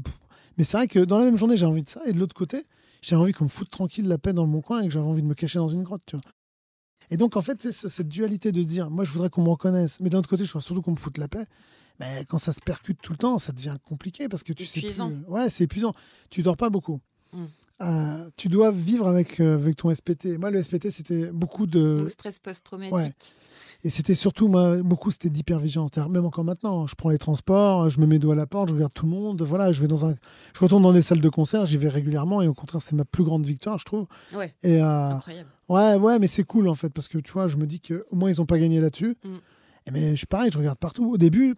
J'entrais dans une salle de concert, avec ma tête, je faisais le scanner de la salle pour savoir où était la sortie, où je pouvais partir, où je pouvais me planquer. Enfin, c'était dingue. Et maintenant, ça se fait, mais je ne me rends même plus compte, ça se fait naturellement. Tu as ce côté où tu voudrais vraiment reprendre cette vie normale et te dire qu'à un moment donné, ça serait bien que tu reprennes ta vie normalement. Et puis de l'autre, de te dire, mais j'ai pas envie, parce qu'il faut qu'à un moment donné, les gens y comprennent. Tu as ce besoin un peu d'exprimer aussi le fait, de fait que c'est pas si simple de sortir d'une épreuve quelle qu'elle soit, mais surtout les attentats, c'est pas si simple parce que comme ça se passe dans des lieux de ta vie, les terrasses, moi tu sais, encore aujourd'hui, c'est rare que je me mette dos à une terrasse. C'est-à-dire que moi, quand je suis à une terrasse, je suis dos au bar. J'imagine, franchement. Je me mets face à truc. Et là, des fois, je suis avec des amis qui sont victimes aussi. On s'assoit et ils me disent, mais ça te va? Bah, je dis, ouais, t'inquiète, je m'en fous. Parce que des fois, ça va, tu vois, ça va. Ça dépend des fois, en fait. Ouais. Tu sens que c'est fluctuant. Ouais, ça dépend avec qui je suis, ça dépend dans le cadre et tout, mais c'est vrai qu'il y a des moments dans ma vie où j'étais un peu percuté par des injonctions contradictoires, tu vois. Fais ci, fais ça, et tu vois, par exemple, je peine à aller au cinéma. Parce que le cinéma, tu sais, quand c'est dans le noir et que les portes du cinéma s'ouvrent derrière des espèces de portes battantes et tout, moi, ça me stresse tout le temps. Il n'y a pas de lumière, c'est dans mon dos, je suis pas bien. Et les rares cinémas où j'étais tranquille, c'est des cinémas où j'étais, tu vois, où tu rentrais par le bas. Des fois, tu vois, tu as plein de salles où tu rentres par le bas. Et quand je suis en haut, moi, je me mets tout en haut. Oui. Dos au mur, comme d'hab. T'es peinard. Et je suis peinard, donc ça, je vois les gens sortir, rentrer. Après, voilà, je sais à peu près où est la porte de sortie, donc ça me va. Mais c'est vrai que je peine vraiment aussi avec ça. Alors que les salles de concert, j'y vais et je me force à y aller. Et maintenant, c'est même plus. Je me force plus. Maintenant, au début, je me suis vraiment forcé à ça. Hein. Ouais, j'imagine. Mais c'est vrai que tu vis avec quelque chose de pesant. Mais en fait, faut quand même que tu vives. Ouais. C'est pas si simple que ça, en fait. Mais moi, très vite, je me suis dit, non, mais il va falloir que je vive avec ça. Hein. J'ai pas le droit. En plus, moi, j'ai rencontré des gens qui avaient été blessés physiquement, qui sont devenus des amis, qui se sont mariés en 2022, tu vois, et eux, tous les deux ont été blessés par balle. D'accord. Mais très gravement, en fait. Et qu'est-ce que je me plaigne? Ils se plaignent jamais. Ils sont toujours cool, ils sont toujours en train de sourire. Ils ont un vrai trauma, ils peuvent pas prendre les transports. Ils peinent à sortir de leur quartier. Leur quartier est cool, ils habitent Montmartre, donc c'est cool. Ça va, il y a Voilà. pire comme Voilà. quartier. Ils habitent Pigalle, ça va, tu vois. Mais en fait, ouais, ils peinent à sortir de leur quartier. Ils sont gravement blessés. Enfin voilà. Qu'est-ce que tu veux que je me plaigne? Si eux se plaignent pas, pourquoi je me plaindrais? Et quand on se voit, on parle du truc, tu vois, on peut parler, mais on n'en parle pas d'un point de pathos, on en parle d'un point de vue un petit peu du récit, tu vois. Et puis on raconte un peu ce qu'on vit aussi, mais réellement, tu vois, c'est pour ça que ouais, t'as ton truc à gérer, mais en même temps, tu peux pas te plaindre, c'est pas possible. Et après le procès encore plus, parce que moi j'ai rencontré des gens qui ont perdu leurs enfants, qui ont perdu leurs parents et tu vois, quand tu as des enfants qui disent on m'a enlevé mon papa, enfin tu dis qu'est-ce que tu veux que tu te plaignes toi? Moi je suis sorti, on était 3, on sort à 4, tout va bien quoi. Non, tout va bien. C'est clair. Moi je voulais savoir, on va parler un peu plus des croyances justement, des notions de croyances. En fait, dans ton livre, t'écris à un moment, naïvement, je pensais qu'il me suffisait de me convaincre que ça allait bien pour trouver la force d'avancer. Et en fait, cette épreuve, elle a fait bouger chez toi des croyances, des perceptions, et même peut-être un peu plus profondément spirituellement. Il y a des choses que tu as l'impression qui ont bougé chez toi ou pas forcément? Donc moi déjà, j'ai une éducation chrétienne. C'est-à-dire que moi, j'ai fait ma communion, j'ai fait mon catéchisme. Moi, quand mon père meurt à 8 ans, j'ai 8 ans à peu près, ma mère me dit, ton père a voulu que tu fasses ton communion. Je sais pas si c'est vrai, ça sentait quand même un peu l'arnaque. Donc j'ai fait... Ça sentait l'arnaque? J'ai l'impression que ma mère m'a dit ça, surtout pour que j'y aille, quoi. Mais j'y étais. Et j'ai apprécié... J'ai peiné à la spiritualité, peiné à rentrer en moi. Par contre, j'aimais beaucoup le cours de chrétien parce que c'était des cours d'histoire pour moi. Oui. C'était hyper intéressant. Et puis il y avait un sujet quand même, c'est que moi je peinais à croire en Dieu parce qu'il m'avait enlevé mon père à 8 ans. Et je me dis, à un moment donné, s'il était là, c'est quand même injuste de priver un petit garçon de 8 ans de son père. Donc je me dis, c'est pas juste. Donc je peinais à croire. À 8 ans, tu t'es dit, Dieu, ça m'étonnerait, vu le coup qu'il vient de me faire. Quoi. Ouais, je veux bien qu'il me raconte l'histoire de Jésus, le catéchisme et tout ça. Je peux comprendre, en plus c'est des êtres qui ont certainement existé. Enfin voilà, bon ok. Mais Dieu, j'avais un peu un problème avec ça. Or, tu vois, avec le temps, et en plus ma compagne est assez très très spirituelle. Hein. D'accord. Très vraiment, elle a une vraie spiritualité. Et en fait, avec le temps, voilà.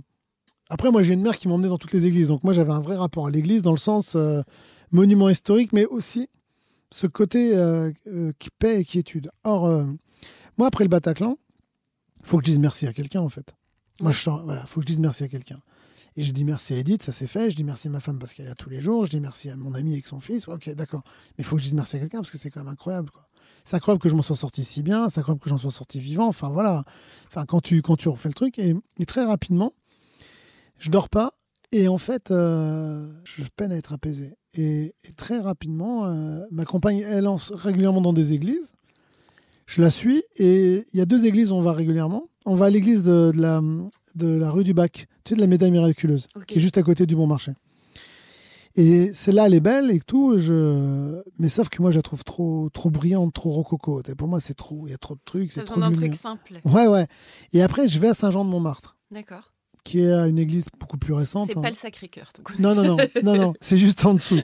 Le Sacré-Cœur, je peine parce qu'avec mes convictions politiques, de faire une église sur les morts de la commune, ça me peine un peu. Oui, je comprends. Voilà, ça me gêne un peu. Par contre, l'église Saint-Jean-de-Montmartre, elle est juste en face d'Abbesse, elle est somptueuse. D'accord. C'est-à-dire qu'elle est en briques rouges, église assez moderne en fait, mais elle est très sombre et très dénudée. Or, je m'assois là et j'y vais régulièrement, encore maintenant. Hein. Tu vois, j'irai... Là, ce week-end, j'irai pas, mais je pense que je vais y aller bientôt parce qu'il y a des moments où et j'y vais et je m'assois. Et en fait, je sais pas que je prie, mais on peut considérer ça comme une prière. Je m'assois et je remercie. Alors, moi, je sais pas si je peux appeler ça Dieu. Moi, je crois en vraiment une force supérieure. Cette espèce de force qui, à un moment donné dans ta vie, te pousse peut-être des fois à faire des choix. Tes choix, tu les fais souvent en ton âme et conscience, ça c'est sûr. Mais des fois, tu as l'impression d'être poussé par quelque chose de plus fort que toi. C'est vrai. Et ce qui m'a un peu marqué aussi, c'est que quand je suis par terre, avec Edith derrière moi, je sens la présence de mes proches qui sont décédés en fait. Moi j'ai une très grosse relation avec mes proches. C'est-à-dire mon père, principalement malheureusement les autres je sens moins, mais je sens beaucoup mon père, la présence de mon père, de ma grand-mère et de mon grand-père paternel. D'accord. Donc ce qui fait que eux qui m'ont élevé, mon père part à 8 ans mais bon, et, je les sens vraiment dans tous les mouvements de ma vie où j'ai eu besoin, tu vois, d'aide. C'est-à-dire que moi, par exemple, tu vois, j'ai fait des choix professionnels, des choix personnels, de déménagement et tout, parce que je me sentais poussé dans ce chemin-là. Et j'ai toujours pensé que c'était eux. Et quand je suis par terre, moi, je les sens. Je sens leur présence. Je sens leur présence bienveillante. Après, on peut penser que je suis dingue et tout. Moi, je m'en fous. J'ai des amis qui voient les morts et moi, je l'y crois en vrai. Tu vois, bien sûr, chacun justement, c'est l'intérêt de ce podcast, par exemple, c'est de dire chacun aussi a ses croyances et ça aide. Ouais, réellement. Donc, tu vois, et moi, je les ai sentis. Et donc après, quand j'allais dans l'église Saint-Jean, principalement, je retrouvais cette paix et j'avais besoin de dire merci à quelqu'un. Et donc, à chaque fois que je vais là-bas, j'allume un cierge. J'allume enfin pas un cierge, mais une grosse bougie, là, comme ça, bien grosse. Oui, les grosses bougies d'église à 2 euros. Voilà, c'est ça, là. Et je l'allume, tu vois, et je remercie cette force supérieure de m'avoir aidé et surtout de prendre soin de mes proches. Je ne demande jamais rien pour moi, en fait. Moi, il m'a déjà tout fait, en fait. J'ai 51 ans, je suis debout, je suis passé par un tas d'épreuves dans ma vie, je suis toujours là, tu vois. Donc, je me dis que je n'ai pas besoin de quoi que ce soit pour moi, c'est pour les autres. Donc, je demande souvent à des proches qui ont des problèmes et tout, et malheureusement, dans la vie, plus tu vis, plus tu as des amis qui sont... ou leurs parents qui sont... Malheureusement. Ouais. Et c'est vrai que je remercie, mais c'est vrai que moi, d'avoir senti la présence de mes proches si fortement à côté de moi, m'a fait à un moment donné me dire, ouais, il y a quelque chose. Et donc, depuis ce jour-là, moi qui n'étais pas... Je suis pas... Comment dire? Je dis tout le temps, je suis croyant et pas pratiquant dans plein de domaines, mais là, j'y croyais pas tant que ça. Je pratiquais surtout pas. Mais maintenant, je pratique à ma façon, donc je suis devenu pratiquant et j'ai une certaine croyance. J'ai une spiritualité plutôt qu'une religion. Moi, je me suis pas accolé à ma religion, en fait. Oui, tu vas dans les églises parce que c'est un endroit qui t'apaise et qui te plaît, mais c'est pas forcément que tu es catholique ou... Mais pas que j'ai une éducation catholique, je peux me permettre d'aller dans une église. Tu vois, moi, j'ai un vrai rapport à la religion et j'ai un vrai respect pour les gens des gens. Moi, j'ai beaucoup d'amis qui sont très pieux. J'ai des amis musulmans qui sont très pieux, des amis catholiques qui sont très pieux, des amis juifs qui sont très pieux. Et je respecte leur lieu de culte et je m'y sens pas à l'aise parce que c'est pas chez moi. Mes amis m'ont dit plusieurs fois de venir avec eux dans une mosquée et tout, mais je m'y sentais pas. Tu vois, je me dis c'est pas ma place, que je connais pas leur rite et je veux pas les déranger dans leur rite. Tu vois. Ouais. D'ailleurs, tu vois, quand moi je vais dans les églises, je vais toujours aux heures où il y a pas de messe. Je ne veux pas déranger les gens pendant la messe. C'est leur moment à eux, c'est pas le mien. Tu vois. Mais je vais dans les églises, moi, à des moments où l'église redevient un monument historique, certainement pour beaucoup, mais moi, ça devient aussi mon lieu de culte à moi, à ma façon. C'est vrai que moi, j'y suis très attaché. Et encore maintenant, je vais régulièrement dans des églises, toi. Et ça, il me faut des églises. Moi, il me faut des églises en pierre. Et il me faut de l'église un petit peu, tu vois, un peu dénudée. C'est marrant ce rapport un peu, je sais pas comment dire. Enfin, t'as besoin d'un décorum quand même spécifique, quoi. Ouais, c'est ça, parce que je me sens pas. Pierre et dénudée, tu sais. Moi, tu vois, tu m'emmènes au Vatican. J'irai un jour visiter le Vatican parce que je veux aller à Rome et surtout je veux visiter le Vatican parce que je pense que c'est très beau. Mais je sentirais pas mes spirituels là-dedans. Et franchement, je conseille à tous les gens qui peuvent aller à l'église Saint-Jean de Montmartre. Je la trouve tellement moi, je vais aller la apaisante. voir. Du coup, ça me donne tu verras, elle est apaisante. Elle a quelque chose en fait. Elle a quelque chose. Ouais. Finalement, cette spiritualité qui s'est un peu réveillée suite à l'attentat du Bataclan, parce qu'aussi tu t'es rendu compte. Enfin, c'est ce que tu dis, à quel point c'était miraculeux finalement que tu t'en sois sorti de tout ça. Et maintenant, c'est quelque chose du coup auquel tu penses quotidiennement, qui t'aide quand tu as même une petite épreuve du quotidien, quand tu as des choses comme ça, ou ça reste quelque chose quand même d'assez loin. Tu t'y réfugies, je veux dire, quotidiennement. Tu parles de tes proches, par exemple, qui t'aident. Moi, toutes les guerres, les attentats, tout me percute fortement, tu vois. Bien sûr. Et les conséquences, des fois, sont assez compliquées. Je dors mal et tout. Et puis, dernièrement, on a perdu une victime d'attentat qui s'est suicidé. Fred DeWitt, un dessinateur qui était assez connu. Et Fred s'est suicidé il y a même pas un mois, je crois. Début mai, je crois. D'accord. J'étais à l'enterrement et tout, c'était assez dur. Naïvement, je pensais que j'en étais sorti, que c'était fini, c'était derrière moi. Ouais. En fait, de savoir que Fred, qui n'était pas le plus fragile d'entre nous, quand tu le voyais, moi, j'avais fait un podcast avec lui il n'y a pas très longtemps. D'accord. Ouais. On avait discuté et je l'avais senti pas si mal que ça. En plus, il m'a dit ça va mieux, il avait une compagne, enfin voilà. Donc ça te replonge là-dedans et ça te renvoie vers ta propre fragilité.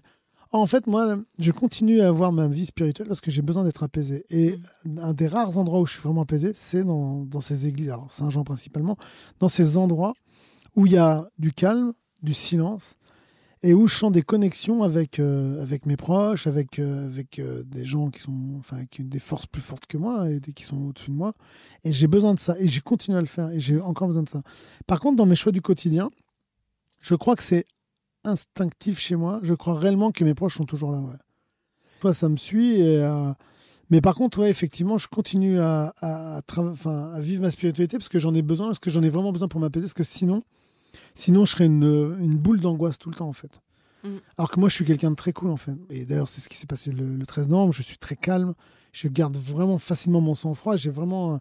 Mais si j'ai pas ces parenthèses de spiritualité, je pense réellement que je serais vraiment sous tension régulièrement et vraiment angoissé régulièrement. Dans le bouquin, je parle de tout ce qui est indemnisation, tu vois, de fait d'être victime et tout. Oui, où tu as touché, il me semble, je crois que c'était 200 000 euros. Ouais, à peu près, ouais. Ça, ouais. Et moi, j'ai rien à cacher, en fait. Hein. Et les oui, 200 000 euros, je les ai dit, touchés et je les ai bouffés. Hein. Tous. Ouais. J'ai plus un centime de côté, j'ai rien. Et cet argent est un peu compliqué pour moi. Le rapport à cet argent-là, spécifiquement. Ah oui, vraiment. Ouais. Ah, vraiment, parce que moi, j'étais vivant. Pourquoi tu me donnes de l'argent, en fait, tu vois, j'avais déjà eu ma récompense, c'était de sortir vivant et intact. Donc je m'étais dit, voilà. Et après, mon avocate, qui est une femme en or, m'avait dit, non, voilà, c'est normal. Et effectivement, c'est vrai. Mais cet argent m'a permis à coller des pansements, par moments, peut-être des pansements fictifs. Mais on a voyagé, je me suis acheté, moi je suis un fan de basket, je me suis acheté plein de baskets, des fringues, enfin voilà. J'ai dépensé cet argent-là dans des choses qui sont peut-être futiles pour beaucoup, mais qui, moi, m'ont permis à un moment donné de mettre de la lumière quand j'arrivais pas à en trouver ailleurs. Non, mais c'est clair. Enfin, en vrai, les petits plaisirs de la vie, ça aide quand même par moment aussi à avancer, en fait. Quoi. Exactement. Et moi, ça m'a vraiment permis ça. Et c'est vrai que... Et donc, c'est pour ça, tu vois, que moi, l'indemnisation, tout ça, j'avais un rapport assez compliqué à ça. Et donc, c'est vrai que j'avais besoin de trouver la paix. Et moi, la paix, je la trouve que dans des moments comme ça. Hein. Parce que si tu veux vraiment que j'ai la paix, tu me files assez de pognon pour que j'ai plus jamais à bosser, que je puisse m'acheter une cabane au fin fond des bois ou en haut de la montagne et que j'ai plus du tout de contact avec l'humanité, en fait. Parce que pendant longtemps, réellement, je me suis dit, j'habite Paris, je vais reprendre le métro, je vais revoir de la foule. Moi, la foule, ça me rend fou, en fait. Et je vais dans des concerts, je vais dans des festivals. Je me suis déjà retrouvé dans des festivals, il n'y a pas si longtemps que ça, au 10e rang. Donc, tu fais que tu es écrasé par les autres. Quoi. Ouais. Donc, s'il se passe quoi que ce soit, la panique en 2 secondes. Alors que d'habitude, moi, je me mets souvent sur le côté, comme ça, si je peux me barrer, je me barre facilement. Donc, en fait, tu vois, si tu veux vraiment m'indemniser, sors-moi de là-dedans, fous-moi dans la montagne ou dans la forêt et loin de tout. Or, comme j'ai pas eu cette chance-là, il me faut des endroits où je peux me sentir comme ça. Et effectivement, les endroits où je peux vivre ma spiritualité me font vraiment un bien fou. C'est ça qui, aujourd'hui, me maintient réellement. Et c'est pour ça que j'arrive à faire plein de trucs différents. Parce que j'ai ces moments-là, où j'ai ces pauses-là, où je peux un peu me poser et puis me laisser un peu porter par ça. Est-ce que le fait d'avoir une spiritualité t'a permis de donner un sens, même à quelque chose d'aussi atroce que ce que vous avez vécu, toutes les personnes au Bataclan, ce 13 novembre 2015 ? Alors moi, ce qui a donné un sens à ma vie, c'est qu'il a fallu très rapidement que... Moi, le syndicalisme a été un sens. Parce qu'en fait, le syndicalisme, c'est de s'occuper des autres. Les gens croient souvent que tu te fais t'es délégué syndical, tu t'occupes que de toi et surtout, tu ne veux pas bosser. Ouais, c'est surtout pas ça, en fait. Parce que t'occuper des autres, c'est une vraie charge. C'est-à-dire qu'une charge mentale, elle est infernale. Moi, toute la nuit, je dormais pas. Et la journée, il fallait que je donne le change aux gens et que je m'occupe d'autres personnes, des fois pour des problèmes peut-être mineurs par rapport à ce que je devais me battre moi. Mais pour les gens, c'était des problèmes majeurs. Donc à un moment donné, tu vois. Ouais. Donc Et moi, ça, le fait de m'occuper des autres, d'être là un peu le porte-parole de tas de personnes qui ne pouvaient pas parler, m'a fait un bien fou. Et effectivement, la spiritualité m'a permis aussi de supporter cette vie. Alors, elle n'a pas donné un sens à ma vie dans le sens où, en fin de compte... À l'épreuve, comme... Ouais. Voilà, tu vois, c'est... moi, j'ai des amis qui ont fait leur spiritualité un petit peu, oui, tu vois, le fait est que quand tu as une religion qui est assez contraignante dans sa pratique, et la plupart des religions le sont, en fait, fait que si tu suis après une pratique religieuse rigoriste, ah oui, effectivement, oui, ça t'emmène dans ta vie vers des chemins qui font qu'à un moment donné, c'est vrai que ça a un impact tellement fort sur ta vie. C'est central, quoi. C'est central, et donc en fait, tu vis quasiment que pour ça après. Après, tu vis pour ta vie d'homme ou de femme, mais ta religion est au cœur de ta vie. Et ça te permet aussi, des fois, peut-être d'avoir une vie un peu plus, on va dire, plus normalisée, en tout cas, peut-être plus... qui te permet un peu de peut-être pas subir des fois des à-coups, les épreuves plus durement, parce que des fois c'est vrai que moi j'avais été impressionné au Sénégal quand j'avais été au Sénégal la première fois avec mon ami que je considère comme un frère, de parler religion avec. Alors eux, la religion est un sujet très important. Ils sont musulmans et pratiquants, et vraiment pratiquant. Et quand on a discuté ça, j'aurais dit, ouais, moi je crois pas en Dieu et tout, ça les avait choqués, tu vois. Et il m'avait regardé, mais qu'est-ce que tu dis? Mais mon Dieu. Mais oui, c'était un peu ça. C'était assez drôle, mais après, tu vois, il m'avait pas convaincu qu'il y avait un Dieu et que leur Dieu, que Dieu existait, c'est pas ça, mais il m'avait convaincu en fait que la pratique de la religion te permettait quand même de t'apaiser fortement. Parce que quand ils perdent un proche, ils disent, ben, ouais, il est parti, mais en fait, il s'est rapproché de Dieu, donc il est mieux. Il est mieux là-haut qu'ici. Et en fait, moi, je me suis dit, mais oui, dans ma vie, si j'avais pu croire, ça m'aurait enlevé peut-être des fois de la tristesse et de me dire, ben oui, effectivement, il est parti, mais moi, quand j'ai perdu mon père, c'est pas ça qui s'est vu. Moi, c'est pas que j'avais de la colère, mais j'étais quand même un peu en me disant, mais pourquoi on m'enlève mon père à 8 ans, Ouais, quoi. non, mais c'est clair. Et ça avait un peu ce truc-là. Et là, en fait, moi, je m'en rendais compte. Parce qu'en plus, celui que je considère aussi comme mon frère, il s'appelait Mansour. Malheureusement, il est décédé il y a bientôt 2 ans. Et en fait, Mansour m'a éduqué à la religion musulmane, tu vois. Ok. Mais d'une façon spirituelle, c'est-à-dire qu'il m'a pas imposé, mais il m'a dit voilà comment on vit ça, machin. C'était hyper impressionnant. Et lui, quand il a perdu son père quand il était tout petit, et ben en fait, c'était pas grave parce que Dieu l'avait rappelé à lui, donc il était bien, quoi. Et là, tu te dis ouais, en fin de compte, ça te permettait de te soulager de tes peines. Et en fait, c'était quand même plus facile de vivre avec la vie qu'on avait parce qu'en fait, le rapport à Dieu faisait que à partir du moment que tu retournais, tu mourais ou voilà, c'est ou alors que tu avais des épreuves, c'était Dieu qui te l'envoyait. Et donc, en fin de compte, tout était explicable. Tout avait une bonne raison Voilà. d'arriver, disons. Ouais, voilà, c'est ça. Et donc, c'était un peu impressionnant. Moi, c'était pas du tout mon mode de fonctionnement. Je me disais, ah ouais, quand même. Bon, voilà. Et donc, c'est vrai que ça m'avait un peu marqué. Et donc, en fin de compte, moi, la spiritualité, je ne l'ai pas prise dans le sens où c'était mon moteur. Mais par contre, c'était vraiment un soutien très fort. Et c'était incroyable parce que moi, je vois ma compagne une spiritualité très forte. Son père, qui a habité quelques semaines avec nous avant de décéder, avait une spiritualité incroyable. C'est-à-dire que son père, moi, ça m'avait marqué. Son père avait, à l'époque, plus de 60 ans quand il est décédé. Il avait été élevé dans une religion catholique. Il était espagnol sous Franco. D'accord, ouais. Et tu vois, à l'époque, ils avaient encore ce truc-là que ça serait bien qu'il y ait parce qu'ils étaient 3 ou 4 frères, c'est très bien qu'il y en ait un qui devienne, qui fasse prêtre. Voilà. Ouais, donc il est parti en séminaire, ce qui s'est pas très bien passé. Donc, lui, il avait cherché sa spiritualité en allant à la recherche de connaissances sur toutes les religions. Et donc, quand il était à la maison, passionnant. Ah ouais, c'était hyper passionnant parce qu'en plus il s'intéressait autant à l'islam qu'en plus ils avaient des origines juives, donc ils s'intéressaient aussi à ça. C'était incroyable. Et donc en fait, moi je baignais un peu là-dedans sans vouloir mettre les mains dedans, mais c'est vrai qu'après le Bataclan, j'ai eu besoin de ça et ça m'a fait un bien fou. Et encore maintenant, et je m'en cache pas. Tu vois ce côté, moi je dis toujours aux gens. Là, on me pose des questions, j'en parle. Mais moi, je pense réellement que la religion doit rester à la maison. Pour X, Y raison. Et on n'est pas aux États-Unis où, quand tu as la machine à café, parler de Dieu, c'est un sujet de conversation autant que le foot ou la politique. Et pourquoi pas ? Moi, je me dis, c'est leur mode de fonctionnement à nous. Nous, en France, c'est plus compliqué. Parce qu'en fait, on a...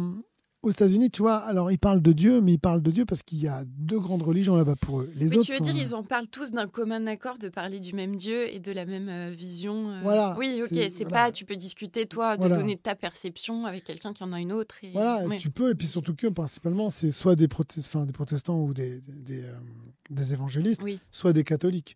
Mais après, leur rapport à l'islam, leur rapport aux autres religions, elles sont un peu plus compliquées aussi. Nous, en France, c'est vrai qu'on a cette espèce d'opposition de religion depuis des années qui fait que quand tu parles religion, tu es toujours obligé tu marches sur des œufs tout le temps.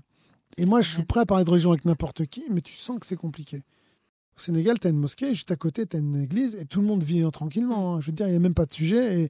Et en fait, cette paix qu'ils avaient là-bas, eux, religieusement, je trouve que nous, ça nous ferait du bien, des fois, de ne pas regarder la religion de l'autre différemment. Quoi. Ouais, c'est ça aussi. Je pense que, en tout cas, je me permets, mais je trouve que ce qui est intéressant aussi sur ces sujets-là, c'est de pouvoir se permettre d'affirmer des choses, surtout jamais, parce que personne n'a la vérité. Et ça, personne ne peut dire qu'il a la vérité dans le domaine. Mais donc, justement, de dire, moi, j'ai l'impression que peut-être ça peut être ça, ou ça peut être ça, et puis d'en discuter avec d'autres gens qui pensent différemment. Mais c'est là qu'on parle maintenant plutôt des spiritualités, plus que des religions, qui sont des dogmes. Et puis en plus, ça devient un peu un mot compliqué, parce qu'aujourd'hui, la religion, on le voit bien malheureusement depuis le 7 octobre, où aujourd'hui, la religion est beaucoup source de conflits. Et ce matin encore, moi j'étais à la radio ce matin, et quand on discute, tu vois, tu te dis, c'est obligé d'en parler en autant en opposition. Et c'est-à-dire qu'aujourd'hui, les gens, ils affirment leur appartenance à une religion. Et je pense même des fois, sans avoir la spiritualité qui devrait aller avec leur appartenance à une religion. C'est-à-dire que si demain tu dis que tu es catholique ou que tu es Enfin, il faut quand même pratiquer, en fait. Oui. Moi, je vois, mes amis musulmans, leur religion, elle est hyper prégnante parce que la pratique de la religion, si tu veux la faire rigoureusement, les religions musulmanes, mais comme d'autres, c'est-à-dire que c'est 5 prières par jour, c'est beaucoup de choses à faire qui font qu'à un moment donné, ta religion, elle berce ton quotidien et elle est ton quotidien. Ouais. Je veux te dire, et t'as plein de gens qui se réclament de religion, mais qui les pratiquent pas et qui surtout, ils les dévoient. Et moi, ça me gêne beaucoup parce que moi, je crois aux gens, quand tu dis que tu es quelque chose, et bien à un moment donné, il faut vraiment que tu le sois et que tu arrêtes de t'en servir comme d'un argument pour tout. Et surtout, pour t'opposer aux autres. Moi, j'arrive pas à comprendre ça. Moi, c'est ça qui me stresse. Tu vois, aujourd'hui, quand j'entends des gamins qui se détestent juste parce qu'ils sont pas de la même couleur ou de la même religion, je me dis, mais putain, qu'est-ce qu'on a raté, quoi, en fait, pendant toutes ces années. Hein. Et moi, ça me fait de la peine parce que je trouve que la religion, quand elle est chez toi, que c'est quelque chose de très personnel, que tu puisses en parler avec les autres parce qu'ils sont ils ont la même tolérance que toi. Ouais. Bah là, aujourd'hui, on est vraiment dans une période d'intolérance, moi, qui me stresse de fou. Je me dis, c'est pas possible. Je sais pas jusqu'où ça va monter, en fait. Et moi, je pars du principe qu'on doit accepter tout le monde et parce que les autres nous acceptent aussi, en fait. Bien sûr, hein. c'est ça. C'est tout simple. Hein. Et c'est vrai que parfois, quand on voit que l'humain n'évolue pas ou peu, Ah non. et par ailleurs, l'attentat que tu as vécu et traversé était un attentat aussi avec un... Alors, je sais pas d'ailleurs, tu vas me dire ce que tu en penses, mais un motif religieux. Enfin, d'une mauvaise perception d'une religion, d'un endoctrinement, d'une folie. Mais il y avait un peu ce truc-là quand même. Mais tu sais, moi, j'ai une histoire très particulière avec l'islam, du fait de Mansour et de Matar, par exemple. Moi, Mansour, le lendemain de l'attentat, quand il apprend par Matar qu'il m'appelle du Sénégal à 10h du matin, on est sur le point de partir pour aller ramener mon ami, son fils, à la gare. Et Mansour m'appelle pour me dire je sais ce qui t'est arrivé, je m'excuse au nom de tous les musulmans. Mais je dis Mansour, c'est pas des musulmans, parce que ce qu'ils ont fait, ça... vu ce que lui m'avait appris de la Légion musulmane, ça me paraissait tellement à l'opposé. Je dis c'est des dingues, c'est des fous. C'est juste des fous. C'est juste des fous, mais c'est pas du tout des. Mais il me dit oui, mais je veux m'excuser, ce que tu as vécu, ça aurait jamais arrivé. Tu vois, c'était vraiment. Et ce grand gaillard d'1m90, plus de 100 kilos, qui a à moitié larmes aux yeux et moi qui me les fait avoir, tu vois, en me disant ça, Bien sûr, ouais. Ça me traumatise de ouf. Je me dis, c'est pas possible qu'on. C'est pas possible, tu vois, ça me fait de la peine. Et après, quand moi, j'avais pas mal de collègues de travail qui étaient musulmans et pratiquants, et quand je suis revenu au boulot après ça, ils sont venus me voir en me disant écoute, c'est atroce. Et j'ai un collègue avec qui je m'entendais très bien, Sébastien, qui était un converti, qui était très très pieux et qui l'est toujours d'ailleurs. Il vient me voir, il m'explique que non, mais c'est pas ça. Il me dit dans l'islam, t'as pas le droit de tirer sur des gens désarmés. C'est-à-dire que même si tu tires sur un arbre, t'as pas le droit de tirer dans un arbre si lui t'as rien fait. C'est-à-dire que quand tu fais le djihad, c'est-à-dire la guerre en fait, tu fais le djihad contre des gens qui t'ont fait des trucs ou qui sont armés et qui veulent te tuer. Mais tu ne tires pas sur des gens qui n'ont rien fait. Et là, en fait, ils me disent, c'est ce qu'on fait ça, ils ont dévoyé notre religion. Tu vois. Oui, en gros, c'est un dévoiement. Ouais. C'était un prétexte. Bien sûr. Juste un... Et nous, au procès, on a appris que la plupart des mecs, ils étaient absolument pas du tout pratiquants. Parce que tu sais que les musulmans, eux, ils reconnaissent la pratique. Ah oui. Comme, eux, il faut vraiment être pratiquant pour être déclaré musulman. Oui, ils ont les piliers avec la prière. Ah ouais, puis là-dessus, tu vois, ils dérogent pas. Moi, je vois ma famille sénégalaise, mais ils dérogent pas du tout. Et moi, je trouve ça très fort, tu vois, parce que c'est vraiment une contrainte énorme, en fait, dans une vie. Donc, tu vois, quand j'ai appris la façon dont ils avaient été recrutés, la façon dont ils ont fait, tu sens bien qu'il n'y a rien de musulman. Non, mais va donc expliquer ça aux gens. Effectivement, parce que comme ils ont revendiqué ça d'un point de vue religieux. C'est ça, c'est que ça a été un prétexte pour eux. N'empêche que ça a été revendiqué, du coup... Et puis ça a été un prétexte aussi pour les autres, pour après cibler cette religion et cibler les gens qui la pratiquent. Tu vois, en France, c'était ça qui était violent, parce que les musulmans sont aussi des victimes des attentats, en fait. Parce que derrière, on les a tous stigmatisés, encore aujourd'hui. Hein. Ah bah là, de toute façon, c'est presque pire que jamais. On va peut-être pas commenter les élections, tout ça. Là, non, mais c'est vrai qu'on est en plein dedans. Mais oui, c'est vrai que... Et c'est vrai que ça, c'était compliqué. Et moi, ça me faisait de la peine parce que moi, j'ai été élevé dans cette espèce de tolérance qui fait qu'on peut tous avoir nos religions et on se prenait jamais la tête. Mais qu'aujourd'hui, tu vois, les religions se stigmatisent. Et en plus, aujourd'hui, tu vois, on importe en France le conflit israélo-palestinien. Et aujourd'hui, tu as l'impression que les juifs et les musulmans ne peuvent plus s'entendre. Mais moi, j'ai jamais connu ça. Ouais. Moi, dans ma classe, il y avait tout et on s'entendait très bien, on rigolait. Hein. Et même, on n'arrêtait pas de se moquer de la religion des autres, tu vois. Parce que c'était un jeu pour nous et c'était normal. Ouais. On se moquait, mais on n'était jamais blessant. Tu vois, tu pouvais te moquer, tu vois, de plein de trucs, mais on n'était jamais blessant. Alors qu'aujourd'hui, tu sens qu'il y a une espèce de truc, ça va trop loin. Tu vois. Et moi, je me demande à quel moment on va pouvoir revenir vers quelque chose de plus doux. Ouais, de plus doux, de plus bienveillant en fait envers les autres. Quoi. Et puis de la nuance aussi un peu, parce que ça, c'est vrai qu'il faut de la subtilité aussi pour tout ça qui manque peut-être au débat actuellement. Ça, c'est clair. J'ai une dernière question pour toi. avant la fin du podcast. Je voulais savoir quel conseil tu donnerais à une personne qui traverse une épreuve de vie, alors soit comme tu as vécu, soit plein d'autres choses. Ça peut être un deuil, une maladie, enfin voilà, pour continuer d'avancer, pour essayer de se dire qu'il y a peut-être une lumière au bout du tunnel. Toi, qu'est-ce qui t'a aidé? Enfin voilà, un petit... Alors, je veux dire un truc, un poncif, mais à 1000%, mais après l'orage, il y a toujours la lumière, il y a toujours le soleil. Et quand il t'arrive quoi que ce soit, tu te mets en pause. Quand tu as un deuil, une maladie, ou moi ce que j'ai vécu, tu te mets en pause. Et pour un peu, tu sais, te reconstruire toi-même. Sauf que t'as beau te mettre en pause, toi, le monde, il continue à avancer. Et il avance sans toi. Alors moi, très rapidement, je me suis dit, mais je peux pas vivre en dehors du monde, parce que le monde, de toute façon, il va me rattraper, et puis il va m'emmener, il va m'emmener où il va me broyer. Enfin, en tout cas, je vais pas pouvoir rester sur le côté trop longtemps. Ouais. Pourtant, il faut que je me reconstruise, en fait. Mais très rapidement, en fin de compte, j'ai vu des signes autour de moi de me dire que, ouais, il y aurait tout ou tard, le soleil allait revenir. De toute façon, moi, à 8 ans, je perds mon père. Ouais. À 20 ans, j'ai un accident de moto, hyper grave. Je fais plusieurs semaines d'hôpital, plusieurs mois sans poser le pied par terre. Enfin, ça a été très, très long, très, très chiant, très, très lourd. Ouais, ça doit être hyper dur aussi. Ouais. Et en fait, je m'en suis quand même remis. Et donc, je sais qu'à chaque fois, on se remet de tout. Ouais. Donc, toi, tu le sais. Et donc, tu peux le dire. On se remet. On se remet de tout. Et moi, je veux pas dire aux gens parce que je sais bien, moi, j'ai des amis qui ont eu des cancers, j'ai des amis qui sont aujourd'hui, leur père est en train de mourir. Voilà. J'ai un ami qui aujourd'hui, qui a une 50aine d'années, qui, pareil, se crée des métastases tous les jours. Donc, tu sais qu'à un moment donné, oui, c'est tellement facile de dire qu'on se remet de tout. Mais quelque part, moi, je pense que dans toutes les épreuves, tôt ou tard, la lumière revient tout le temps. Et j'y crois, et j'y croyais avant. J'ai mis un peu de temps à revenir avec ça, parce que je me suis dit, pendant longtemps, tu vois, je te disais, j'avais de la noirceur dans la tête, j'arrivais pas à voir la lumière. Tu la voyais plus, quoi. Non, et je voulais des fois me faire des trous dans le crâne pour que ça passe, tu vois. Tellement que je me dis, mais à un moment donné, il faut que ça passe. Mais en fait, j'ai eu des exemples autour de moi, et moi, je suis un peu une éponge. Quand quelqu'un me raconte une histoire, je la prends pour moi, je l'écoute, je la mâchonne un peu, puis après, je la recrache en me disant, ah ouais, ok. Et en fait, tu vois, moi, mes amis que j'ai rencontrés 1 an après le Bataclan, aux commémorations, on se rencontre là, on mange ensemble, le soir on se voit, on boit un verre on se boit un verre entre victimes, tu vois. Et c'est ce couple-là, qui se connaissait que depuis quelques semaines quand l'attentat est arrivé. Hein. D'accord. Ce couple qui va passer des années à se reconstruire, mais qui était souriant. Moi, je suis à côté d'une femme qui a pris une balle dans la tête. On a l'un côté de l'autre pendant cette soirée et on rigole tous les deux. Alors qu'elle est au tout début d'un chemin de reconstruction où il va falloir qu'elle se reconstruise le visage. Ouais. Et elle est que joie. Elle rigole, on se vanne, à un moment donné, on raconte des conneries, tu vois.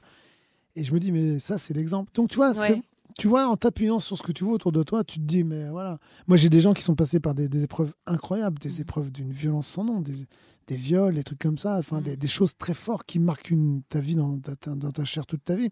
Et qui, quand même, aujourd'hui, ont réussi derrière à aller au-dessus de leur schéma, d'avoir une vie assez lumineuse, de faire des enfants, enfin, voilà, tu vois, d'avoir une vie, alors que... Et donc, je me dis... Le meilleur moyen pour t'en sortir, mais réellement, c'est de ne pas être seul. Parce que, en fait, c'est comment tu es entouré que la lumière va revenir plus ou moins vite, en fait. Et souvent, moi, je vois ceux qui ont peiné ou qui n'ont pas réussi. D'ailleurs, tu as dit au tout début du podcast qu'il y a eu 130 victimes. En fait, non. Aujourd'hui, il y en a 133. J'en parle dans le bouquin, il y a Guillaume qui se suicide 2 ans après les attentats. Il y a une jeune femme qui se suicide au tout début du procès. Et Guillaume sera reconnu comme victime. La jeune femme, c'est très compliqué parce qu'elle avait des problèmes. Voilà. Et puis il y a Fred qui vient de se suicider et qui va être reconnu comme la 133e victime. Okay. Parce qu'en fait, tu vois, ils sont morts après, mais ils sont morts déjà dedans, en fait. Et tu vois, et moi, je me dis que quand tu discutes avec eux, avec les gens, tu sens que, quand tu es entouré, quand t'es proche, les psys, des religieux peut-être aussi. Moi, j'ai pas été voir de religieux, mais j'ai été voir la religion en fait. Oui, des textes. Ou des textes, où tu lis des choses. Ou moi, c'était la musique aussi qui m'a porté, le syndicalisme m'a porté. Mais en fait, il faut pas être seul parce que il y a toujours des gens qui sont là autour de toi et qui sont là pour ou t'aider, ou alors peut-être ils vont t'aider sans le savoir. Moi, je sais qu'il y a des gens qui m'ont aidé sans le savoir, parce qu'on parlait d'un tas de trucs, mais en fait, compte ce qu'ils me racontaient, me répercutait, me disait, effectivement. Ça te nourrissait de quelque chose, quoi. Moi, je me suis nourri de tout ce que et encore aujourd'hui, je me nourris de tout ce que je vois, tout ce que j'entends, et j'essaie d'analyser un peu ce que je vis. Mais moi, je pense réellement franchement, on peut se sortir de tout, mais on s'en sortira jamais seul. Ça, c'est sûr. Ouais. Et moi, je pense que seul, je m'en serais jamais sorti. Et ma compagne, tu vois, c'est une des premières à m'aider, si ce n'est la première. Edith aussi m'a beaucoup aidé, en fait, à sa façon d'avoir été là déjà ce soir-là. Mes amis m'ont aidé. Moi, j'ai un ami que je considère comme mon frère. Et en fait, il a, à sa façon. Ouais. Tu vois, je dormais pas, j'ai pas dormi pendant quasiment 15 jours. Au bout de 10 jours, il me dit, bah, t'as qu'à descendre. Je suis descendu chez lui et j'ai dormi.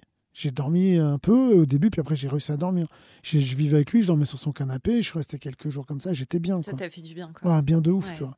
Et tu vois, lui m'a dit ça comme ça, il me dit, bah, viens, tu seras bien ça, ici. Tu vois. mais finalement, ça t'a aidé énormément. Voilà. Parce que voilà, moi, je suis pas tout seul, j'ai un cercle d'amis, j'ai plein de gens autour de moi, effectivement. Et moi, je considère vraiment qu'on s'en sortira pas seul. Moi, la vie m'a prouvé, et encore aujourd'hui, qu'il y a toujours de la lumière derrière le pire truc qui puisse t'arriver. Et des gens m'ont appelé, m'ont contacté après avoir lu le livre en me disant tous la même chose. Ouais, moi aussi, j'ai vécu des épreuves. Et il y a un truc incroyable que la femme d'Anthony m'a dit...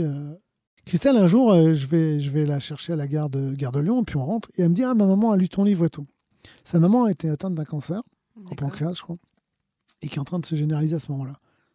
Et sa maman lui dit, ce qu'il a vécu, je me reconnais dans ce qu'ils ont écrit avec Anthony, et je me reconnais vraiment, bon, c'est vrai, ce qu'il a vécu, c'est pire que moi. Sa maman est atteinte d'un cancer, et d'ailleurs, elle en est décédée il y a quelques mois. Et Christelle me dit ça, et je dis, mais Christelle, c'est fou ce que ta mère dit, parce qu'en fait, ce qu'elle vit, c'est 1000 fois pire que ce que moi je vivais, parce que voilà, moi, bientôt 9 ans après, je suis encore là, tu vois. Ouais. Alors que sa maman, elle s'est battue fortement, elle est restée peut-être, je crois, 2 ou 3 ans à vivre avec ça, et malheureusement, elle est partie au mois de décembre, mais tu vois, que quelqu'un qui vivait un cancer, qui se battait tous les jours, qui avait des séances de chimio et tout, et qui te dise, non, mais bon, lui, ce qu'il a vécu, c'est pire que moi. Et ça, des gens me l'ont dit, mais non, c'est pas vrai. Ouais, toi, tu peux pas, enfin, t'acceptes pas. Ah non, parce que moi, je pense réellement que parce qu'elle a vécu, elle et d'autres qui vivent d'autres, la maladie ou la mort d'un proche, c'est nettement bien. Moi, j'ai perdu personne, en fait. J'ai perdu une partie de moi-même, effectivement, mais comme beaucoup de gens. C'est-à-dire, quand il arrive des épreuves, tu perds un peu ton innocence. Donc, tu vois, moi, d'entendre quelqu'un qui vivait, qui se battait contre un cancer, me dire, non, mais toi, c'est pire.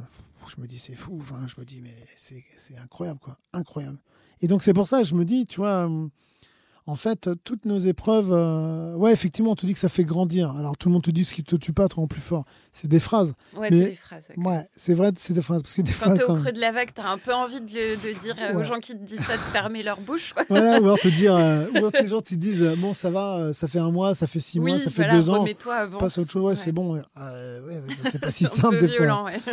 Ouais, c'est ça. Hein. Mais bon, après, moi, je leur souhaite pas un jour de vivre des épreuves trop fortes parce que j'ai bien peur pour eux que ça va être le chemin va être très long. Qu'ils soient surpris un peu de à quel point on n'est pas non plus au contrôle de tout. En fait, non, et puis surtout, les épreuves qu'on vit sont malheureusement des fois tellement violentes que on a beau croire que c'est simple, ça ne l'est pas du tout. Pas. Mais par contre, c'est vrai, moi, alors c'est ce qui me fait vivre encore aujourd'hui, tu vois, parce que effectivement, je continue à faire des trucs parce que j'y crois.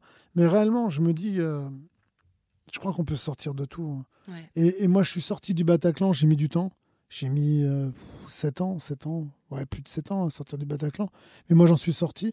J'ai des amis qui cherchent encore la sortie. Ouais. Ils savent qu'il y a de la lumière parce qu'on leur a dit. Mais donc, tu vois, ils le savent. Ils la cherchent encore. Et ils savent qu'on est là s'ils ont besoin d'aide. Mais ouais, ils la cherchent encore. Mais il y a la lumière. C'est sûr qu'il y a de la lumière toujours. On va s'arrêter là-dessus. Je pense que c'est très beau comme ça. Merci beaucoup. Merci à toi, Octavia. Merci beaucoup. Et puis merci à tous ceux qui nous écoutent. Et je vous dis à très bientôt. Pour retrouver le podcast sur Instagram, tapez Le Paradis attendra sans espace.